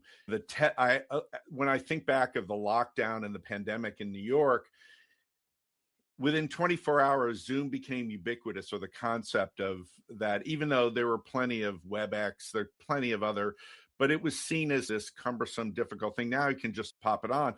And what it ended up doing was ending up having people rethink their relationship between work and home. Do I need to live real close to my work? There's a premium for it, a premium for living on a transportation hub or very close to it.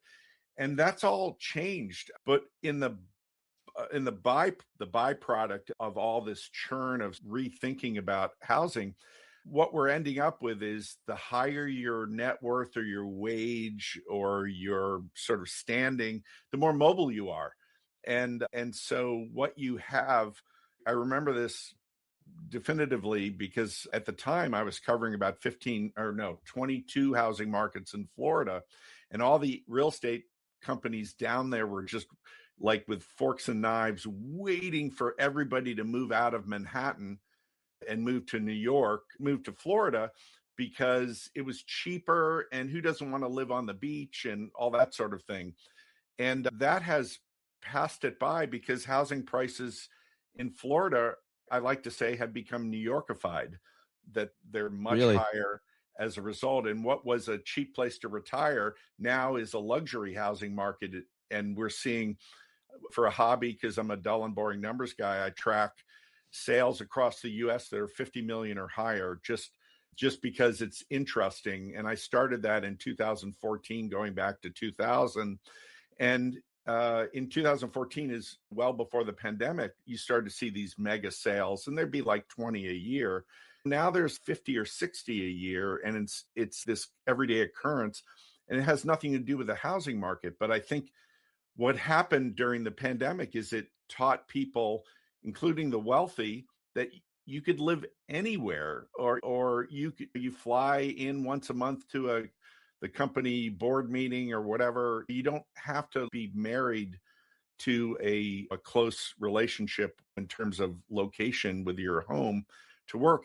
And we're still living with that today. Now it's more industries like Wall Street is very big on working at the office, right? In person. More so than others.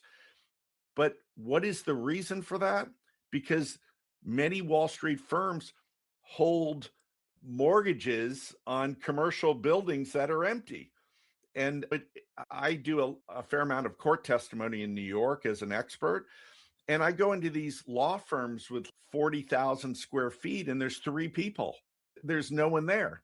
And today, like 2 weeks ago, this is not, there's in the news, you'll see people, a CEO like a Jamie Dimon of JP Morgan or whatever, Bank of America, talking about everybody's back to work. Bloomberg News is like everybody's there, right? Because the leadership is from a different generation. That's going to phase out, and that's going to directly impact the housing market over time. Like, this is not a solved question. This was not a temporary sort of situation. It sounds like it's not a solved question, but it might be a generationally affected, and certainly technology is only going to get better. But Absolutely. like, it sounds like there's this idea, I guess, this concept that you can never work as hard or be as productive or make as much money or whatever at home as you can in person. And there's plenty of anecdotes where you can say that's the case. Opposite, because people don't, when you go into the office and your job is 9 to 5, like at 5 o'clock, you get up and catch the train. If you're mid-tier management, you never stop. When you work from home, you never stop working. You never stop. It all bleeds into dinner and late at night.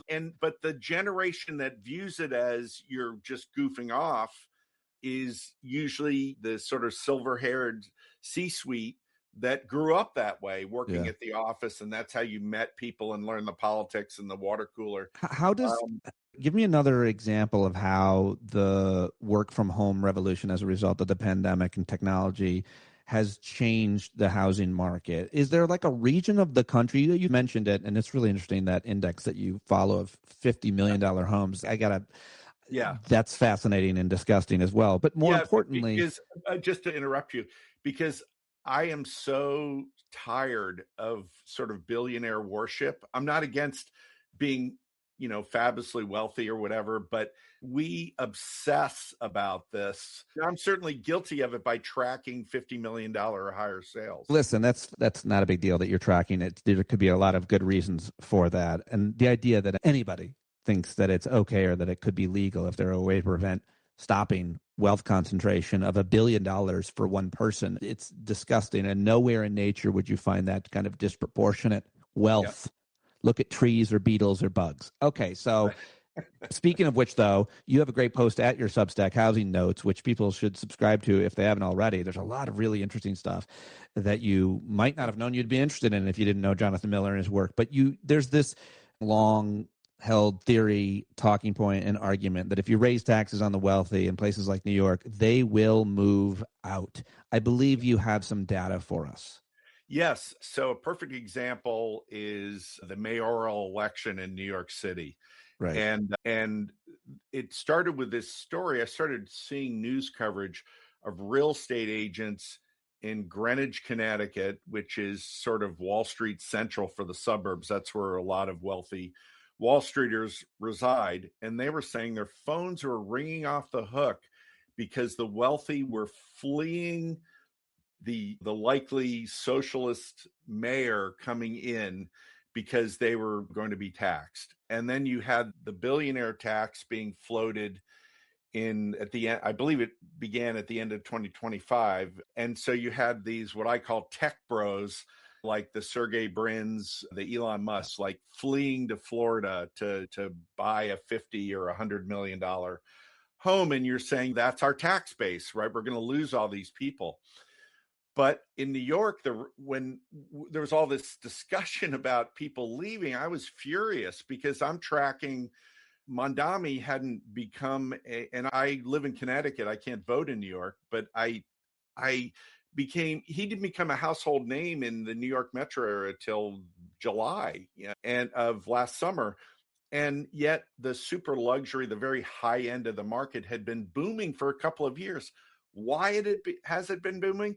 Because Wall Street in 2024, which accounts for about 23% of the wages in New York City and about 3% of the jobs, had their biggest compensation and profit year in history.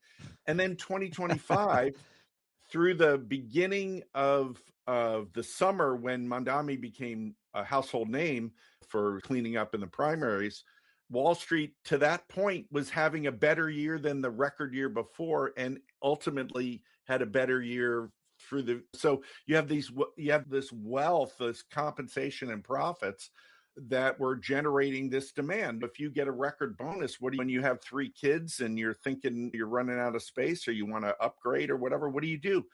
When they move to the brokers in Greenwich should have known this because they interact with Wall Street all the time.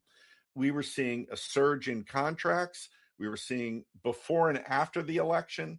We were seeing a decline in inventory. We're seeing rising record prices. If people were fleeing the city in air quotes, then prices would be falling because they wouldn't be hard negotiators. They're just dumping and getting out.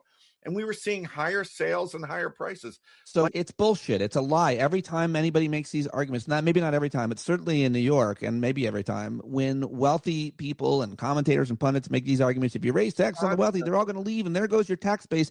And now we have the data, and especially you, to say that's nonsense. At least here, in this case, it's not true. And in fact, it's become a hotter property. Yeah, like it's a tighter market. Yeah, and also, too, just to pivot over to the California story where you have, I call them, it's probably derogatory, tech bros that they don't have a primary residence. Like they have 8 homes around the world, right? So they're leaving California. And we did see a 5% drop in census, the census numbers in population in California at the end of 25 on a year-over-year basis. And that wasn't because of the proposed wealth tax. That was cost of living is very challenging in California for many reasons. And what I contend and feedback on the ground is, if you're a California blue blood, meaning you've been wealthy your whole life, you've grown up, all your family relationships are in California, and there's a one-time tax that's applied to your wealth, you're going to have financial planners or whatever and work around it. You're not going to say, "Oh, I'm going to move to Florida." It's like applying that logic that doesn't really apply, is the way I look at it. It doesn't mean that no one leaves and goes to Florida. That certainly happens. But it's like the most visible are the tech pros, the people that are always in the news for something because they're audaciously loaded. It's always a powerful anecdote, and you can always find people who do that and make a big deal, and everybody says, "Look, Elon Musk is moving to Texas because of whatever." And but you never read of the wealthy class. Like he's like this outlier that is, and there's 6 of these people that are followed and chronicled. Yeah, Zuckerberg and track their private jet on Twitter, right? And it's all that kind of stuff. Zuckerberg just bought a house in Miami, and everybody's talking about Miami is the hottest place to buy a home, and literally the hottest place. But if you look at the rest of the market, right? And one of the things that's an important sort of sidebar to this is, and when I started tracking homes across the U.S. at 50 million or higher, and now 100 million or higher is the new 50 million or higher, right? And then 200 million, I've got 3 homes that were over 200 million. So 200 million is becoming the new 100 million. That has nothing to do with the local housing market. That is a national or international market, but it gets 98% of the housing market coverage. Like it is. So that's how we think about the national housing conversation when it has nothing to do with anything. It's a circus sideshow.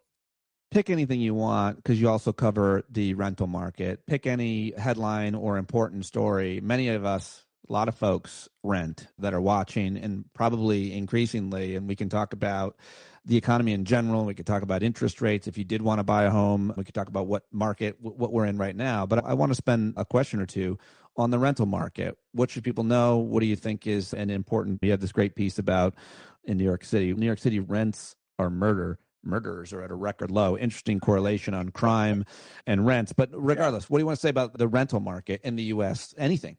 Over the last decade, there's been a tremendous amount of rental development, construction, REITs, real estate investment trusts, billions and billions of dollars spent on rents. And so here you have, in the last 4 years, since 2022, you've got this sort of the steepest trajectory in mortgage rates in history. And largely that pushes more people into the rental market because of affordability challenges.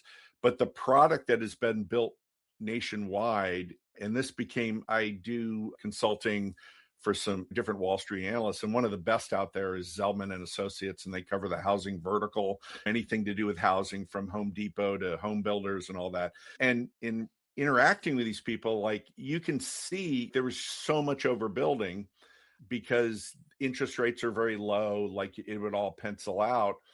But the product that, even though you'd think more supply, rents come down, initially the supply they're building is a higher quality of rental product.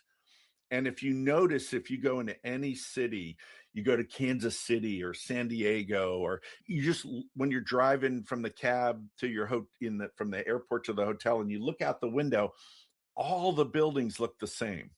They all have the same look to them because they're basically just building bricks and sticks they're trying to be efficient, right? Build as many units as possible, but the sort of the structure is more expensive. So you're taking people that are pushed out of the purchase market, they're renting, but the inventory that's available is a higher quality sort of product. So the idea of building new to lower rents gets a little distorted.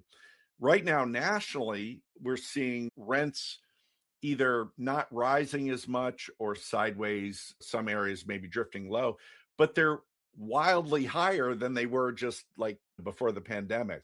So yeah, rents are softening, or the growth rate is softening, but they're still dramatically higher than pre-pandemic. And then you take a market like New York City, where rents in 2025, every month of 2025, just in Manhattan, which is one of the high rental markets in the country, which was briefly competed with in a few markets in North Dakota during the fracking boom that went on. People are renting used RVs, and that's an aberration. Yeah, it was an aberration, but it was sad. But in New York City, the rents in 2025 every month except for one was either the first, second, or third highest in history. And the general trend is, for the last, coming out of the pandemic, has been record rents. So these consumers that want to buy but have to rent in the interim are challenged by high rents. And then the reason why rents are rising is because people that are waiting for mortgage rates to fall are camping out in the rental market organically. They would have gone into the purchase market normally, but because the purchase market is so expensive, they're staying longer, and there's not enough housing stock, so rents go up. And in fact, in the rental markets in New York City, in like Manhattan, Brooklyn, parts of Queens, there are bidding wars that account for a third of the rentals, meaning that about a third of, depending on the location, 25 to 35% of the market share of rents that people are paying are more than the landlord asked right now. This has been going on. That's crazy. That is just makes life a lot more miserable for people to have to compete in that. I don't want to do this. And it also makes, I'm going to say, it makes people just not want to live in a place like that. We got priced out of the market when my first daughter was 2 and my ex-wife was pregnant with our second daughter because we couldn't afford or justify paying $25,000 for preschool. Like, we would have to put her, and it was like, we can't live here and pay that bill. And it occurs to me that talking college every year until they go to college. Who can do that? Who could do that? And it occurs to me that talking to you is probably one of the best sources to talk about the issue that matters more to people than almost anything, which is affordability. Because who knows more about affordability than somebody who knows about the housing market specifically and the rental market and all of it? Because that's our biggest bill, our mortgage or our rent every month, right? Yeah. And there isn't like a plan. There's been things coming out of Washington like 50-year mortgages. And when you think about that, it's like, hey, that reduces the payment. But say your monthly payment is $3,300, it would save you if you converted a 30, you got a 50 instead. The payment would be about $300 cheaper. And if you bought the house in your late 20s and you plan on staying in the house for the rest of your life, your 50 plus 28 is you're well past retirement. You have no equity. Potentially one of the dumbest things that's come out of Washington. And really I feel like Trump is the only person saying that. I feel like no one else thought that. I'm not sure who stands to benefit. It came from the FHFA director, Bill Pulte, who is the great-grandson of the Pulte Homes, home development national home builder. It came from the one person or a sector of the industry that would stand to benefit from a 50-year mortgage. Correct. Because they're trying to reduce the payment to goose up sales activity, but it doesn't address like the fundamental problem. And honestly, the fundamental problem and the reason why we're in this position is that in my opinion, the Fed just kept rates too low for too long. And what that did, Pete, was it basically, when you think of, hey, I can get a 2.75% 30-year fix. Today, it's like a little over 6%. I can just save all this money. The part that people forget, and what was the byproduct, is that when you have a 2.75% mortgage, so you save this money, the sellers are getting the same memo. Like they know that you can pay more for your house. And so as a result, we're having this conversation now, and home prices for the last 5 years have been rising, but mortgage rates are more than double. How does that happen? You'd think it'd be reverse. And that's why inventory is the most important aspect of talking about affordability today, is because inventory is very low. Because if you have that 2.75 30-year fixed as a homeowner, are you anxious to go out and buy something with 6%? And you're not. That's the lock-in effect. That's the idea that your asset now is not just your home, but the fact that you have a low mortgage. I'm familiar with the lock-in effect, sir. But the variables that matter, I don't know what I'm talking about, but the variables that would matter would be inventory, which means you can either build more, or demographics. I guess people die or sell their homes. And I feel like demographics is also the question that we should ask in terms of the retiring boomers. And does that help solving any shortage of housing? But also, I just have to ask, just in terms of what is the best talking point or statistic to help capture how much harder it is for a young person to buy a home now than it was for my parents' generation, or you can pick a decade, because I feel like that's something that all young people, we should all understand how much it has changed and how much more unaffordable buying a home can cost. Everybody talks about you used to be able to live off of one income and one parent could stay home. You used to be able to buy a home. You used to be able to buy whatever you want. So how would you phrase that? And then we can talk about maybe the demographics and the boomer generation. Sure. So today, based on my experience and looking back at like the relationship of mortgage payments and home prices against income, it's 40 to 50% more difficult to become a first-time home buyer. And as a result, home buying is at, I don't know if I have the decades right, but it is, the market share of first-time home buyers is like at a 35 year low because it's very expensive. So my workaround, my wife and I, we have 4 adult children now. And between the 4 of them, they've owned 5 houses. And the way that we did it, which was after they graduated school or whatever, they would move in with their wives after renting in our house and live with us for a year. And 100% of the effort was to save for down payment. And it worked. Like they You amassed. housed each one of your kids and their spouse in the first year of their marriage? Wasn't Or always early. early You marriage. made, hold on, we're going to spend another hour talking about that. You made that, you have 4 kids? They all boys? Yeah, 4 boys. And so they all married women, and all of them lived with you and your wife for a year, and the plan was to save money. And they all took that deal without question. They all got that deal, and they all took it. And what you got out of it was, I'm guessing you like your kids, because I would love for my daughters to move back in and take that deal. And my daughter has a new boyfriend who I like more than she does. You want to encourage that. And including their cats and dogs and stuff like Fine, that. bring it all. Yeah, I'll take a chick, whatever. But it served 2 purposes. One was they weren't paying any more rent. And the agreement was, hey, you don't go to the Bahamas for 3 weeks on a vacation, because the focus here, we're giving up something too, our privacy. Like this, the focus is to save. And they did that gladly. And then the other part, which is the complete incredible benefit, is you got to know your kids as adults.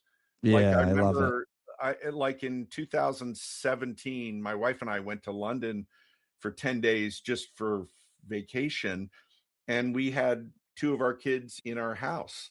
And we weren't worried about there'd be a raver going on or because they were adults. And it was just wonderful. So it worked out. It doesn't work out for everybody, but we had the room. And then after the last one sort of went off, we downsized and moved further from the city. I love that solution for you guys. If people can't have the space and can afford that and don't hate their parents, by the way, the reverse is less likely, but you might hate the person that your child married or something. But regardless, if you have that option, that's great. But obviously, or their cat or their dog.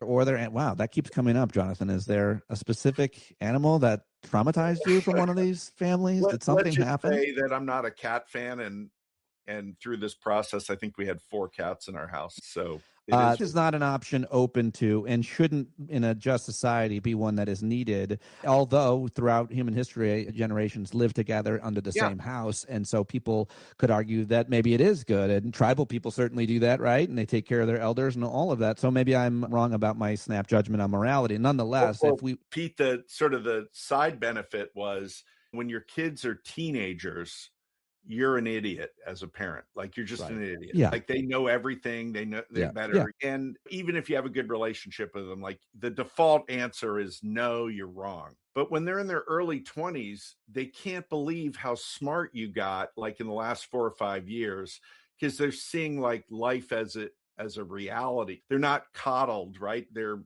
working, they're dealing with work, expenses, checkbooks, and all that kind of stuff. And all of a sudden, we're like this great source of advice and insight. But now those questions are going to be asked, and I'm half kidding, to their chatbot, right? And even you just failed by saying the word checkbook.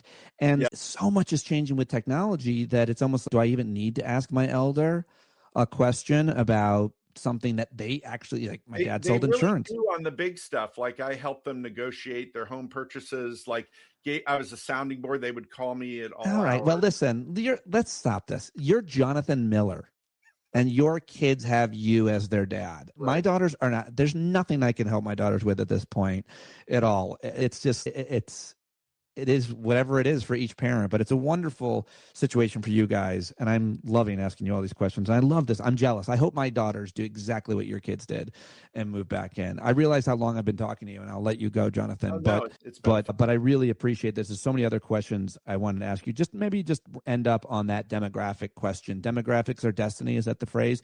And the boomer generation is retiring or dying off, I guess, 70s and 80s. My parents are 80. I'm at their home, my childhood home now. Right now, what do you want to tell us about population growth and specifically the boomer generation, what that means for housing? One of the things that's happening is the standard was, when I retire, I'm going to go to Florida and fish and swim every day. But that sort of movement is not happening, and that would free up inventory, right? Like the boomers sell their house, and that's an inventory, and it either becomes an opportunity for a developer to tear down and build a new house, or for someone that's buying something affordable. But like, for example, there's like record development of 55 and older projects in Long Island, which that there was such a linkage to Florida. I'm not saying there isn't, but you can see it change Yeah, now. that's happening in Rockland, where I live as well. Yeah, it's Rockland County, New York. It's sort of it's happening right now. And so that's going to change the dynamics of housing and probably delay the more inventory coming into the market than might have happened 20, 30 years ago. So much more to talk about, including, I didn't even ask you, probably the question that seems to come up to people all the time is private equity's influence on the housing market and how shitty and unethical that seems. Maybe that's a long conversation, or maybe it's a short answer. I can make it a short conversation. Go ahead. Give me, quick. There's coming out of Washington other policy ideas like, let's stop allowing private equity to compete in the housing market, to buy up property so people can rent single family houses and in good or okay locations in good school districts or whatever that they couldn't afford, but they can rent, right? And so there was this perception nationwide. That's why there's no inventories, because Blackstone and all these private equity firms are buying up they're competing with consumers for housing. As it turns out, and so Washington is planning on banning them from this practice. The reality is it's less than 1% of the housing market. Wow, that's shocking. The perception is it's half or a third, and that's why there's no inventory. That's not true. I mean, this is borne out in many studies and data. I've written about it. It is not, but to be fair, there's higher concentrations of institutional ownership in the Sun Belt and in the Midwest, and then very little in the Northeast and less. So certain parts of the country where it's pretty nice to live. But the irony is that when you say it's taking all the inventory, the Sun Belt is where there's too much supply, Florida and Texas specifically. So here we are complaining about them stealing the inventory, but there's way too much inventory because during the outbound migration from like New York City and California to cheaper places to live, that the Sun Belt areas were much faster to build housing stock, rental, purchase, homes for purchase, investor units, to the point where they overshot demand, and now there's excess supply, and prices, like you look at Austin, Texas is the poster child of this, where prices are down like 18% year over year because there's way too many houses that had come on the market during the pandemic. Fascinating. I'm so glad I asked that last question. And if you want to learn more, you should follow and support Jonathan on Substack, where he has 11,000 subscribers. It's called Housing Notes, and he's been doing it for almost 10 years. You've been at it for a while. And also go check out streetmatrix.net, which Jonathan told us about, which is the single-family home real-time market index. And I hope to be talking to you a lot more and doing something fairly regularly with you, because these questions, I'm fascinated by this, and it's super important, which is how I editorially decide what to talk about, what impacts people's lives, their homes, their communities. And this is such a big deal. And you have been a great guest and a great expert for years at it. I am so grateful for your time today, Jonathan. Thank you. I appreciate it, Pete. It was really fun. Yeah, there he goes. Jonathan Miller. What did you think of that?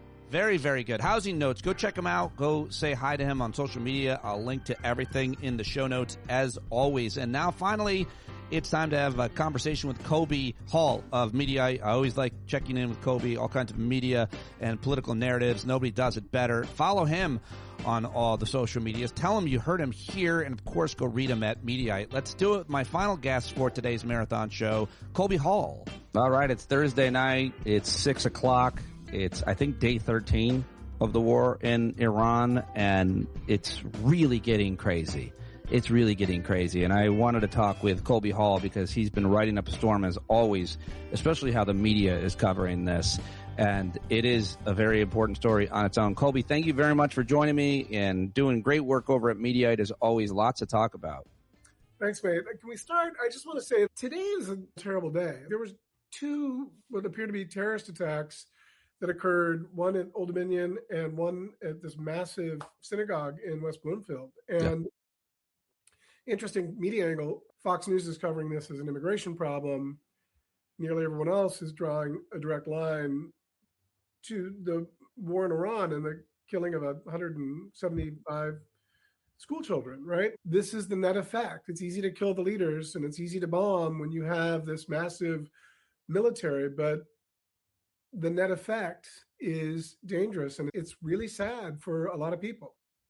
What do we know about those two separate attacks? You could have guessed a car driving into a synagogue allegedly filled with explosives, an armed guy gets out. Most synagogues that I live near, I live in a very heavily Orthodox Jewish community, and all the synagogues always, especially at heightened alerts, have a cop car in front of them. Sometimes there's no cop in it, but they are always on heightened alert, and apparently they were ready, and there were armed guards inside, and they shot and killed the guy. That's what I heard. I've been driving all day, and then I don't know what happened at Old Dominion, but what do we know on... They're both being treated. The Old Dominion shooter was taken down before he killed anyone. He was killed. He was a previous terror suspect and apparently shot at Allahu Akbar, and so the local FBI have said that they're investigating it as a terror attack. Now, are these like sort of lone wolf sleeper cells or what have you? We don't know, but clearly there are people that are outraged by what's gone on, and by no means am I justifying their actions. They are responsible for their terrible actions. The synagogue thing is, it wasn't that long ago that the Tree of Life shooting happened, and since then there has been a real scary rise in generational anti-Semitism across the partisan spectrum. And partnering with Israel to bomb Iran preemptively certainly doesn't help that. Candace Owens is just a blathering idiot that puts forth Nazi propaganda, and she's got a top 10 listened to podcast in the political realm. It's nuts. It's nuts. And I'm not a Netanyahu fan, and I don't think this Israeli government is good by any stretch. But come on, this is something that I didn't think we would ever see in our lifetimes, and it's deeply concerning. How are they covering it as an immigration story? The shooter in Austin was from somewhere in Africa, Sierra Leone, and I think the individual in Old Dominion was a naturalized citizen. And all I saw was Will Kane speaking with a former ICE agency and how hard it is to denaturalize people. And it's much easier for Fox News to make that, sort of their heuristic. Their shorthand is to, these people shouldn't have been here, which, by the way, that's your argument. But the rise of terrorist attacks, I wrote about this on Monday following the Gracie Mansion explosives that was gladly we avoided. But I was in New York around 9/11, and I hated taking the subway, the F train, under the East River Tunnel into East Broadway.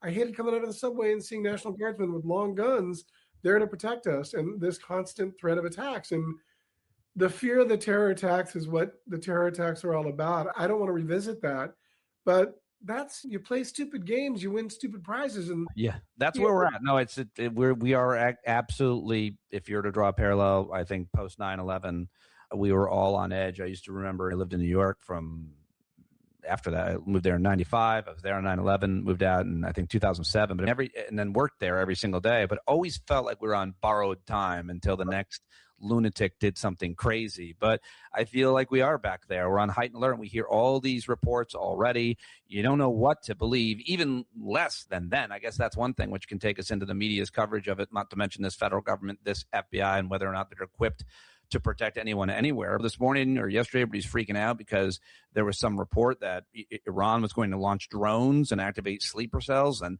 the White House apparently walked that report back. What about the media's coverage of this? You have a great piece this morning. War propaganda is now made for the algorithm, and journalism can't keep up. Can I tie that in?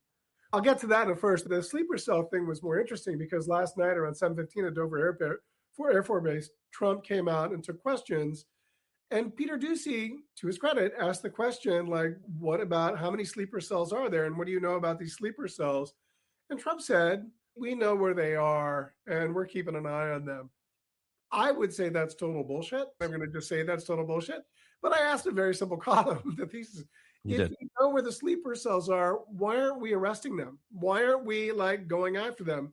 Or is it total BS? Now, the media angle there was that credit to Peter Doocy for asking this real simple question and following up.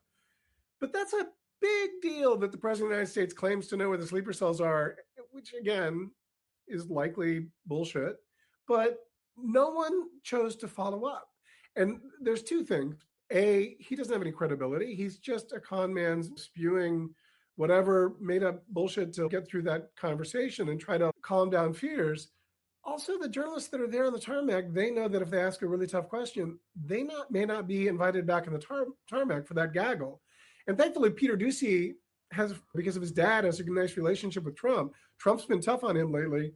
But Doocy asked some good journalistically sound questions, and because he has the agency, because the Trumps kind of like him. And his questions were totally fair. They weren't mean.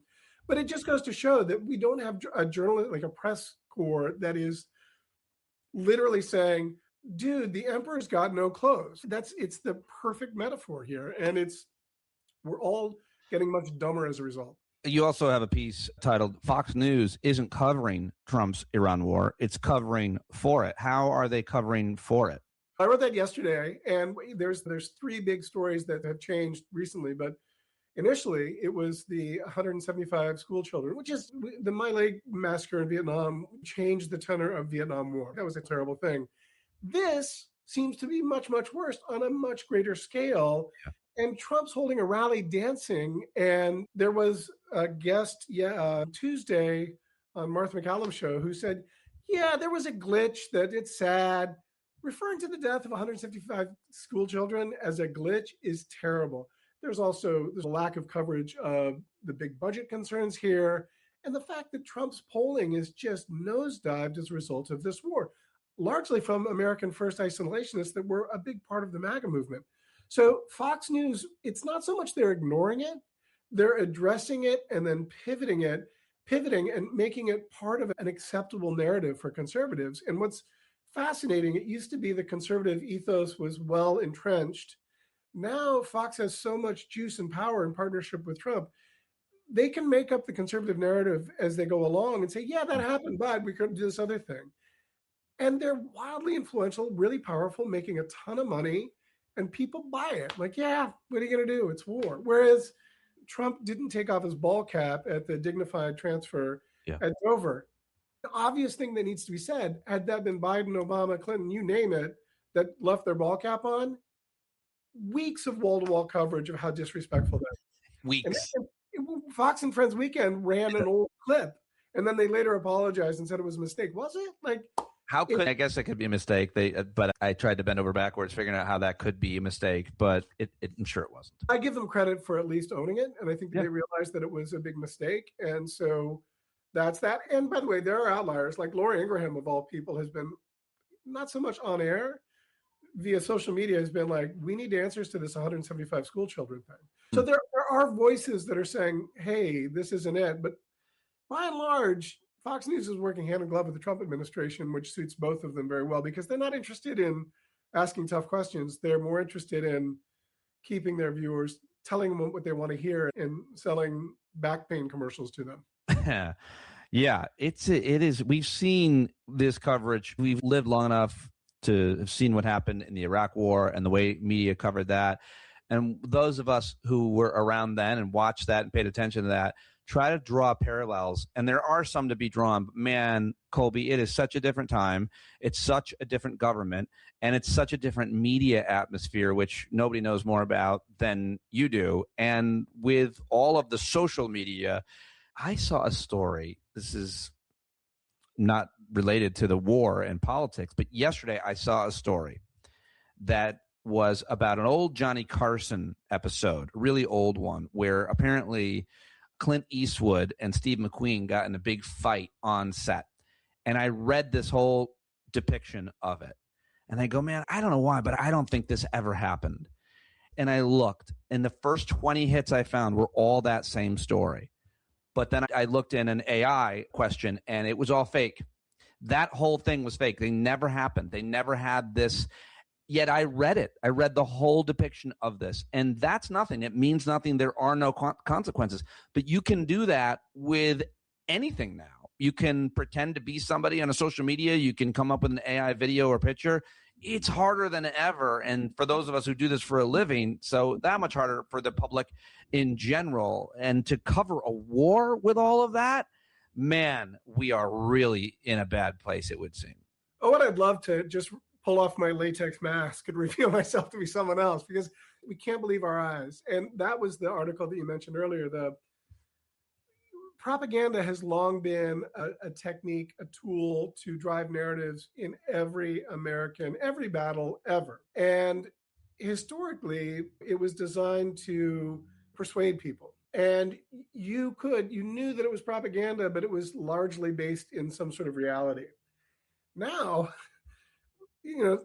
we have the Trump administration, the Department of War, putting out these crazy, moronic, testosterone-fueled, like, video game, war, touchdown, spike the football clips that are just embarrassing.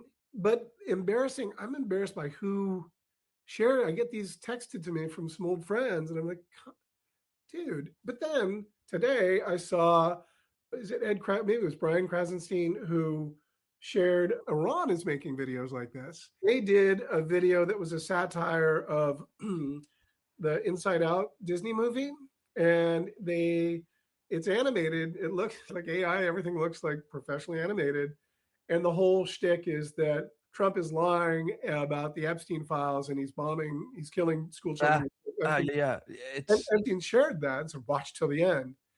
And I watched it, and then I was like, immediately, because I'm editor at media, I was like, oh, this is interesting. This is news. And then I thought, wait, if we promote this, are we just promoting Iranian propaganda? And also, this propaganda resonates with a lot of people on the left who believe that there is merit to that.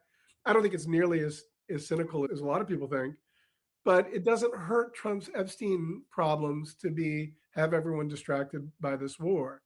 And so instead of covering or writing about this thing straight up, I kind of had a thought piece that sort of went through the thinking of journalists can't stand a chance against an algorithm that rewards this sort of crazy stuff, the goal of which is not to persuade anyone, it's to engage and get your attention and to distract and maybe promote a narrative, right? And it's effective. There's some irony in the fact that I embedded that tweet, and so you could watch it in an article that I said was bad. Journalism, they put their pants on by the time that thing goes around the world. Let me just read from this piece. You write, this leaves journalism in a genuinely uncomfortable position. Ignoring propaganda means hiding content that is actively shaping global public perception. Covering it uncritically turns the press into the distribution infrastructure the propaganda was designed to exploit. The line between explaining and amplifying has collapsed to the width of a headline, and there's no clean resolution to that tension, only the obligation to be honest about it. You go on and say, what gets lost inside this content ecosystem is the actual weight of the conflict. When war is packaged as entertainment, the emotional distance between audiences and consequences widens systematically. And I just think that is such an important point. When war is packaged as entertainment, and that's how it has been packaged for us, for the American audience. I remember in the Gulf War I, being in an airport and seeing on old CNN the missiles for the first time. You could see them in the sky. It was the first time war was covered that way, and we were glued to it. Scud missiles, the Scud stud. Yeah, you're right. Civilian casualties become narrative ammunition. Military strikes become cinematic content optimized for shareability.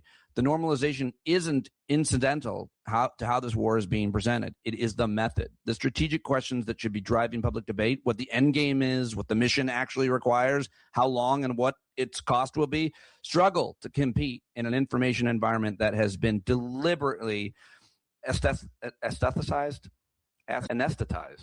There's no D in there. And in there. The bottom line, that's a really great depiction of the dilemma that we have. The other day I saw it was a U.S. senator, was it Ted Cruz or somebody else, shared a video game, an image of a video game which looked real and said it was from the war, but it wasn't. It was a video game. That's a U.S. senator. I don't think he knew that he was doing that on purpose. I'm a savvy media consumer. I look at this stuff all the time. I need to get a life.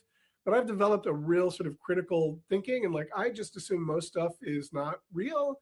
And what I've realized is that sadly, I'm the exception to the rule. And here's the thing that I brought this up with. I had a conversation, first of all, with a well-known TV anchor today, and I talked about this topic, and this person told me that about the White House sharing these sort of like weird sizzle reels about war that combine like Tropic Thunder clips with video games, what have you. The White House gets behind it because they see real engagement with the 18 to 25-year-old set, that it really moves the needle. And that he wasn't saying that he agreed with that, but that's how they rationalize that. I also in that conversation feel that, to that point that I was just saying, where I feel like I'm alone in my ability to think critically about some of this stuff. I've lately been thinking about this a lot, and this is so terrible, but I'm going to say it anyway. You know, there was a time in world history where the Neanderthals populated the Earth 40,000 years ago. No, yes, and then the Cro-Magnons came 5,000 years ago. And for this weird like 10 or 5,000 year moment on Earth, these two differently evolved sets of creatures coexisted. And even they procreated. There's some people have some Neanderthal DNA in them, not me.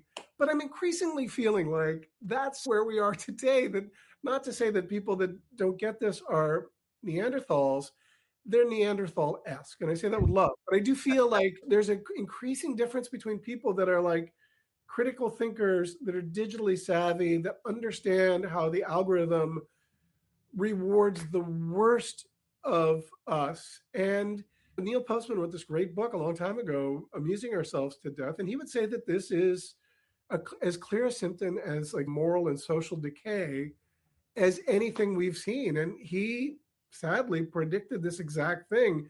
Didn't think that AI or machine learning algorithms were going to make it worse, but here we are. Here we are, and it is a completely different time. So it's hard to know what to believe. We knew we were going to be in this situation. I guess we didn't quite know how it would play out, but we've seen so many other huge news stories develop. But war is different, and it's hard to know what is happening. I saw Joe Rogan yesterday while he was live with a guest. He talked about how Tel Aviv had been bombed and really beat up. And I was like, look it up. And I was like, I don't think that's true. It's a weird thing to say. But for whatever reason, he believed that. And he went and just said it. Everybody's got a platform. And unfortunately, people with the hugest platforms are often also the least responsible with their words and actions. And that alone does so much damage. And add into that like TikTok, where most young people are getting their news. My daughters are like, were they eating babies on Epstein Island? I'm like, your whole generation believes that, but there's no evidence of it. There's just one allegation from some guy who probably made it up.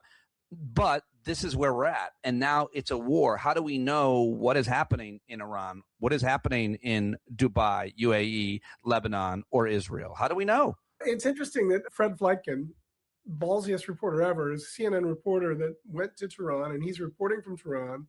And he recently got a lot of criticism from the right because his reports are being vetted by Iran. And they're like, oh, you're just a mouthpiece for Iran, blah, blah, blah. Every journalist that goes to Israel that has behind the scenes, they go through that same process. If you are willing, if they're going to give you safe shelter and you're going to report. Now, he wasn't, nothing that he said was propaganda. It was all pretty basic. Bombs going off, here's what's happening, blah, blah, blah.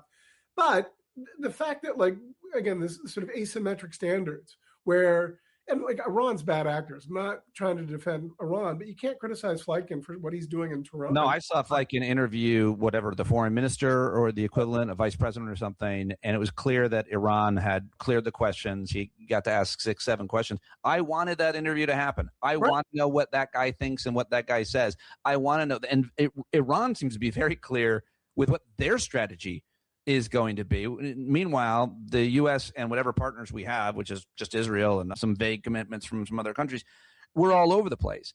But Iran, it would seem, is planning on really hurting the world economy by shutting down this Strait of Hormuz, which I've just canceled my family vacation to. It's going to cause a lot of problems. With your family from not going to the Strait of Hormuz? We were going to do a jet skiing. We were going to jet ski across the strait, but now it's all mined up. Yeah, that's off. That was another thing I wrote today because it stunned me that Monday or rather it was a Sunday interview with Brian Kilmeade, but it broke on Monday. Brian Kilmeade at Fox News, I think it was for Fox Radio or whatever. Trump said about the threat of attacks at the Straits of Hormuz, basically, Trump said, have some guts, tankers, do it. Nothing's going to happen. Cut to Wednesday, 2 tankers got bombed. There was at least 1 casualty. And that sort of perfectly illustrates the lack of forethought. Now, I said, look, I have a nephew who I'm very close to, who's my namesake, who's on the USS Ford he's in the Red Sea. Longest deployment in naval history. Great kid, and I'm pulling for the military to be safe. They are clearly extremely competent at what they do, right? This is like the 96 Chicago Bulls going up against the private school JV basketball team. There's no competition. The focus from like Hegseth and others, we're killing, we're winning, blah, blah, blah. That was never an issue. The easiest part of this is killing the Ayatollah. The lack of forethought to think, oh, wait a second, they can like mess up the global economy by just these little tiny bombs that can blow up tankers and disrupt everything. All of that gas goes to China, by the way. It doesn't really disrupt us, but it is still so precarious and fragile that Iran can do a lot of, like, a desperate Iran is going to do whatever it can. And the regime is still in charge, which it seems like it is for the time being. What are we spending like $20 billion for if it's, I guess we take out their nuclear threat. That's a legitimate thing, presuming that's real. And the last time they said the nuclear threat was taken out last June wasn't a lie, and this one is real. It feels like that's always going to be a threat or an excuse. But yeah, the lack of forethought and the chaos that's unfolding, tying to like increased terror attacks, like it's going to get worse before it gets any better, I fear. Yeah, and I think it's going to be a while. The best case scenario, which is a horrible scenario, is that Trump tacos. He caves and he declares mission accomplished, except for no one's going to believe that if bombs are still going off and if the price of a gallon of gas is $5 or more. It doesn't end. It ends when they decide it ends, not when we decide it ends. They have, it would seem, the upper hand. We have the weapons, but they have the time and they have the commitment. And we killed the 86-year-old guy and he was going to die anyway. And now we put in his very angry, more extremist son, whose dad just got killed by us. It's a bad movie. I don't like it. It's Shakespearean. And by the way, yeah, you used to be able to think, okay, if it's politically untenable, Trump will quit. The thing is now, like, he's lame duck. I don't think he's going to run for a third term. I don't really believe he's going to mess with the elections, but who knows? But he is now worth he's never been wealthier than right now, and that's largely from the last year and a half of really corrupt deals that have made millions and billions of dollars. So if he's no longer going to be president and he walks away he was never really a billionaire. I don't think he was rich, but not as rich as he claimed to be. He's really rich now because even the night that we attacked Iran, he was having a $10 million a plate dinner with wealthy people at Mar-a-Lago. And that's where he is right now. And so he doesn't care. So I'm down in the polls. I'm not going to run anyway. They can bank. It's terrible. And there's so much corruption, like it almost overwhelms the next Congress to be like, so where do you start? Yeah, exactly. They're keeping track, hopefully. Yeah. With this war breaking out, we're all so focused on it. And every other really important story, from these corruption stories to tariffs to anything else, especially the Epstein scandal, which continues to drip out every day, gets overshadowed, and we're not covering those stories. How do we decide what to talk about, what to prioritize editorially? The fire hose is an intentional thing, right? It's designed to, I used to produce Best Week Ever for VH1, and it was a joking, like, look, remember what happened on Tuesday? That was crazy. I wrote a big piece last year that literally, we've talked about this, like Trump was selling Teslas on the South Lawn of the White House. That's the craziest thing ever. And we were like, oh yeah, I forgot about that. Yeah. Oh, he wanted to make Gaza Strip like Trump Resort with a lazy river, but not for Palestinians. Like crazy, like administration defining moments that we forget about. And yesterday, huge bombshell broke that Epstein's former accountant revealed under testimony that The teenage accuser that the 302s came out that Trump sexually assaulted or worse, her, she was paid off. She got a settlement from Trump. He has no reason to make that up. He was under oath. There has to be a paper trail. Like, that got lost completely when it's not a smoking gun, but it's pretty close, right? Yeah. Yeah, that was it. Charleston, North Carolina newspaper did a deep dive corroborating a lot of the details about that young girl's life, and they know who she is. She's alive. Right. We're going to learn her name because people know it, and that'll be horrible for her. But but all of this is getting overshadowed by this war. Why do you say that we can't possibly know if this was a wag the dog situation? Everybody seems to think that, but you can't prove that kind of a thing, that you start a war. It's unprovable. The first thing I wrote on Saturday when I woke up that we had attacked and we're at war with Iran was wag the dog. This is straight up, what is it? Truth is stranger than fiction. And I remember seeing that in the theaters when it came out, whatever, 2000 or 96 maybe? Dustin Hoffman, and it was like a funny, that would never really happen. Turns out, look, just being cautious. I don't really know. Like, I have smart people who think, no, that's not really what's happening.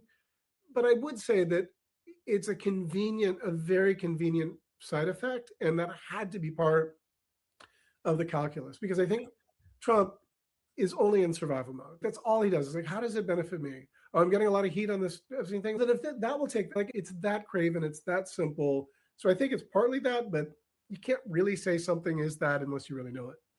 Exactly. Maybe someday we'll hear of a conversation where they plotted it, but doubtful. Colby, great as always. Appreciate you joining me. Keep up the great work at Mediaite. I read everything that you write, and I appreciate you joining me on Thursday night to talk about it. We need to get you a new ring light for your parents so that you're not like you look like you're in a dark. Not only you need to get me a new everything, I forgot half my equipment because I was running out of my house in a hurry. I'm up here for my mom's 80th birthday. Oh, well, happy birthday to Mom Dominic. Yeah, but I didn't bring the right camera, no lighting. But you look great. Thank you for doing it. Really appreciate it, buddy. Thanks for watching live, everybody. Good to see you, man. All right.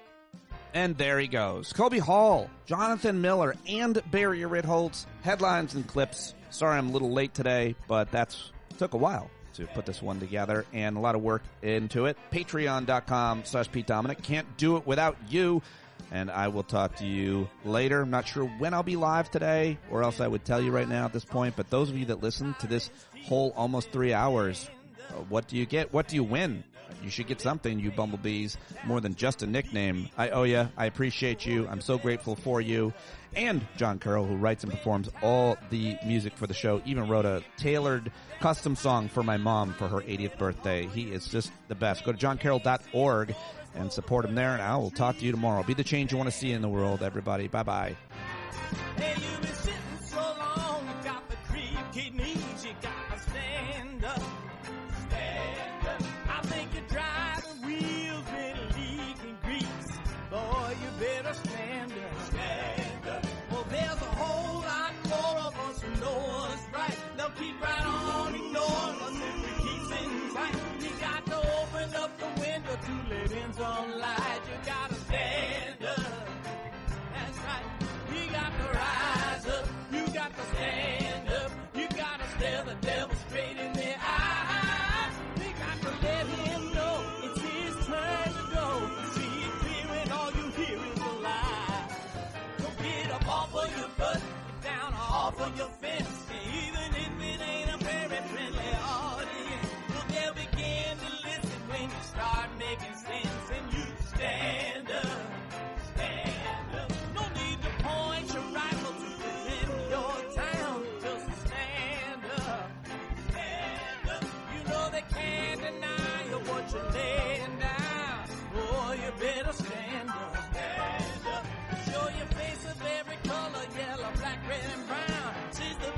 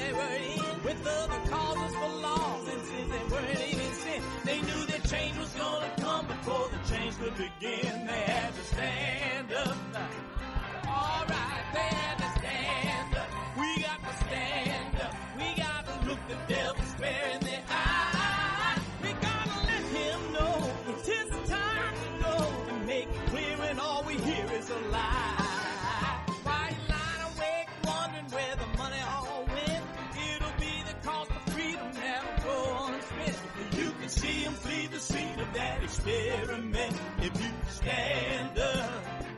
All right, we got to speak up, we got to reach up and raise your voice in every way you know how. Don't be toes up, you got to show up. Ain't no better time to do it but now. No need to pledge allegiance to no wanton tribe. Rise up, show obedience to the voice inside, and listen well and it'll tell you not to run and hide. It says stand